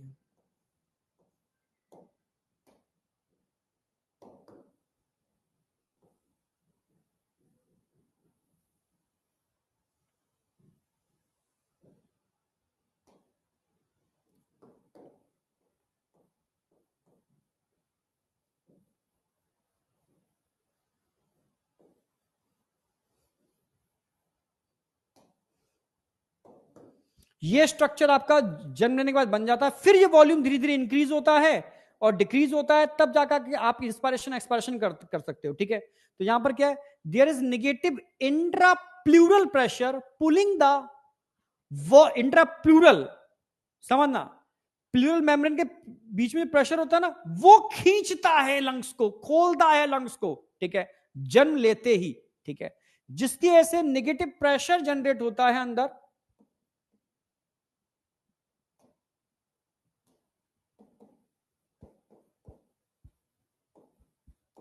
तब जाकर के आप ब्रीद इन एंड आउट कर पाते हो, फिर एयर भर जाती है, एयर निकलती नहीं, air always present in lungs, ये नहीं निकल सकती। इसको बोलते हैं रेजिडुअल वॉल्यूम। क्या बोलते हैं इसको, रेजिडुअल वॉल्यूम, पढ़ाऊंगा अभी आगे। ये हमेशा आपके लंग्स में रहेगा। अब आपको इनहेल एक्सहेल करना है तो इसके वॉल्यूम को और बढ़ाओगे, एयर अंदर आएगी, वापस यहां पहुंचा दोगे, एयर बाहर निकल जाएगी, और बढ़ाओगे, एयर अंदर आएगी, वापस एयर बाहर, यानी ये चेंज होता रहता है। ये हमेशा मेंटेन रहेगा, रेजिडुअल वॉल्यूम हमेशा लंग्स में रहेगा, due to there is negative intra pleural pressure, ठीक है, जो क्या काम करेगा, pulling the lungs wall. Second option आएगा। ये समझा देता हूं कि ये थोड़ा एम्ब्रोलॉजी वाला कंसेप्ट है, ठीक है। नेक्स्ट, नेक्स्ट आ जाओ, जरा बताओ, in the giving diagram identify what is depicted by A B C. अब देखो किसको क्या याद है, ए क्या बता रहा है, बी क्या बता रहा है, सी क्या बता रहा है, सी ऐसे नहीं, सी क्या बता रहा है। यहां पर क्या हो रहा है, इंक्रीज हो रहा है वॉल्यूम, तभी तो एयर बाहर से अंदर आ रही है, ये लिफ्ट अप हो रहे हैं, ठीक है। अच्छा, ए में क्या हो रहा है, air going out, no, air entering the lungs, ठीक है। बी पे आ जाओ, ribs and sternum relax, no, contract कर रहे हैं, वॉल्यूम ऑफ थोरैक्स इंक्रीज, हाँ इंक्रीज हो रहा है, air entering the lungs, ribs and sternum raised, C volume of thorax increase. Third option आएगा, जो थर्ड लगा रहे हैं सही लगा रहे हैं, थर्ड, बहुत बढ़िया, सुपर। अच्छा, यहां उल्टा हो रहा है, choose the correct statement respect to breathing. Phrenic muscles, ये तो मैं घर करने के लिए दे रहा हूं, सेम जैसा ही क्वेश्चन है इसलिए। Which muscles help to increase the strength of inspiration expiration, समझ गए होगे, यहां एब्डोमिनल मसल्स की बात चल रही है और इंटरनल इंटरकोस्टल मसल्स की बात चल रही है, यानी फोर्थ ऑप्शन आ जाएगा ए आर। ये घर से करना, तुम्हें घर से करने के लिए भी कुछ क्वेश्चन दे रहा हूं, अच्छा ठीक है। ये चलो एक ही क्वेश्चन बचा है, which can increase strength of inspiration expiration, which can increase strength of inspiration expiration, reason, we can increase strength of inspiration expiration because we can use additional muscles for thoracic and abdominal region, ठीक है, बिल्कुल सही है। क्या option आएगा जरा बताओ, first, जो फर्स्ट लगा रहे हैं सही, ये भी सही है, ये भी सही है, इसके आगे बिकॉज लगा के जोड़ोगे तो बिल्कुल करेक्ट बैठेगा एक रीजन इसका, तो फर्स्ट लगाओगे, यस। ठीक है, तो आज मैंने पूरा ब्रीदिंग करा दिया है, कल मैं कराऊंगा रेस्पिरेटरी वॉल्यूम एंड कैपेसिटी। ठीक है, ये कल का टॉपिक चलेगा, रेस्पिरेटरी वॉल्यूम एंड कैपेसिटी। इसके बहुत सारे क्वेश्चन कराऊंगा कल, बहुत इंटरेस्टिंग टॉपिक है जहां से क्वेश्चन आते हैं। होमवर्क पर डे मिलेगा, तो पर डे आपके दो काम है, डीपीपी लगानी है और होमवर्क करना है। होमवर्क अल्टीमेट है, इसमें एनसीईआरटी की एक एक लाइन की मास्टरी करानी है मुझे। ठीक है, तो एनसीईआरटी मास्टरी कराने के लिए एक तो मैं एनसीईआरटी फिलर दूंगा आपको, जैसे एनसीईआरटी फिलर है, बिना देखे आपको एनसीईआरटी की फिलिंग द ब्लैंक्स भरने हैं, बिना देखे एनसीईआरटी के फिलिंग द ब्लैंक्स भरने हैं आपको। ठीक है, ऐसी एनसीईआरटी फिलर है, बिना देखे एनसीईआरटी के फिलिंग द ब्लैंक्स भरने, फिलिंग द ब्लैंक्स भरने तो मास्टरी हो जाएगी तुम्हारी।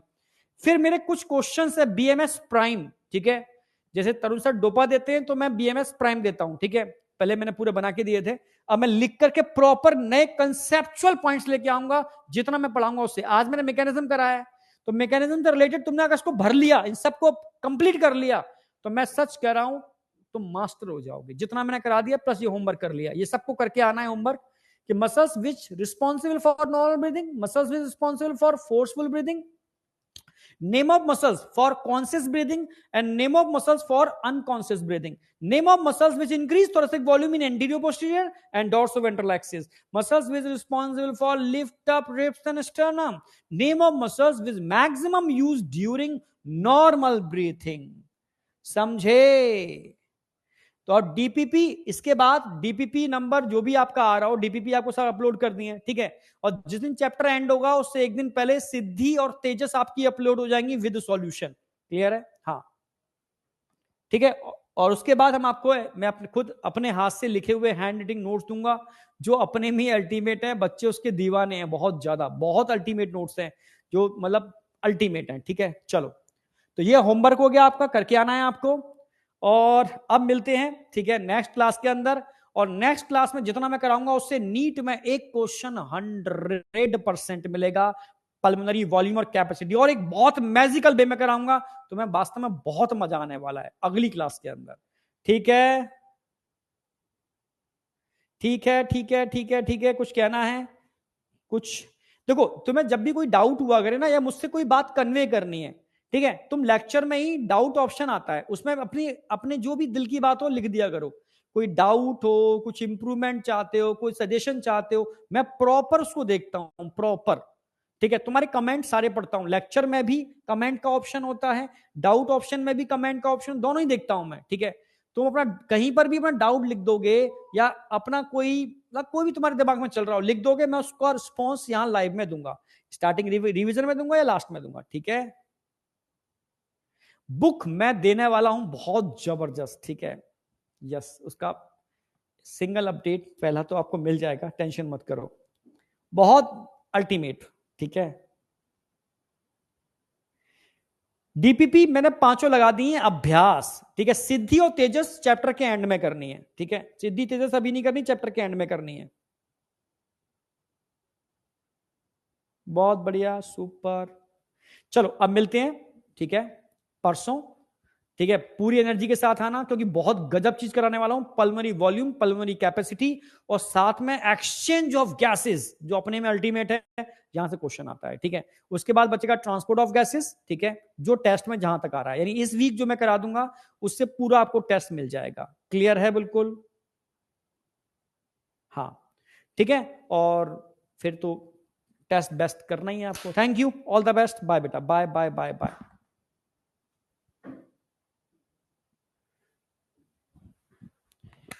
आज फिजिक्स की क्लास चेंज हुई थी। ठीक है, कल चेंज होने, मुझे लग रहा है कल सेम टाइम रहेगा, कल तो जो चल रहा था वही रहेगा। ठीक है, ओके, हाँ, जो मैंने क्वेश्चन दो, सारे क्वेश्चन नोट्स में नहीं लिखने। नोट्स में क्या लिखोगे, मैं आपके कमेंट ही देख रहा था, नोट्स में बीएमएस प्राइम का एक बनाना, बीएमएस प्राइम नोट्स जब बनाओगे ना, तो लास्ट में बीएमएस प्राइम लिखोगे। ठीक है, उसमें ये सारा आपको लिखना है नोट्स के अंदर, हैंड राइटिंग वाला। ठीक है, एनसीईआरटी फिलर मैं अभी चैप्टर वाइज देता जा रहा हूं। ठीक है, ऐसे देता, हर उसमें लेक्चर वाइज देता जाऊंगा। ठीक है, यस, बस तुम्हें उसको फिल कर लेना है, यानी इससे तो एनसीईआरटी की प्रैक्टिस करनी है एक तरीके से, फिलर एनसीईआरटी की प्रैक्टिस कराएंगे, उसको लिखना नहीं होता। हाँ, जो क्वेश्चन मैं प्रैक्टिस कराता हूं, नॉर्मल क्वेश्चन जो प्रैक्टिस कराता हूं, उनमें कोई ऐसा क्वेश्चन जो आपसे नहीं आया हो, कोई क्वेश्चन नहीं आया, कोई गलत हो गया आपसे, तो उस क्वेश्चन का कंसेप्ट आप थ्योरी में ऐड कर लेना, ठीक है, उस क्वेश्चन का कंसेप्ट थ्योरी में ऐड कर लेना। नोट्स में सिर्फ वो क्वेश्चन लिखोगे जो मैं बीएमएस प्राइम में दूंगा आपको, ठीक है, धीरे धीरे क्वेश्चन बढ़ाता जाऊंगा बीएमएस प्राइम के अंदर, ठीक है, करीब 12 से 15 क्वेश्चन, 10 से 15 के बीच में क्वेश्चन आपको मिलेंगे, ठीक है। ओके, चलो बेटा, थैंक यू, मिलते हैं, बाय बेटा, बाय बाय बाय बाय। ये टेस्ट माइनर है बेटा, सिर्फ 90 क्वेश्चन आएंगे, यानी आधे नंबर का टेस्ट होगा, ठीक है, 25 क्वेश्चन जूलॉजी, 25 क्वेश्चन बॉटनी और 20 question physics, 20 question chemistry, 4 number का हर क्वेश्चन होगा, क्लियर है, 320 नंबर का टेस्ट होगा, सॉरी 320 बोल गया, 360 नंबर का टेस्ट होगा, ठीक है, माइनर 360 और मेजर 720।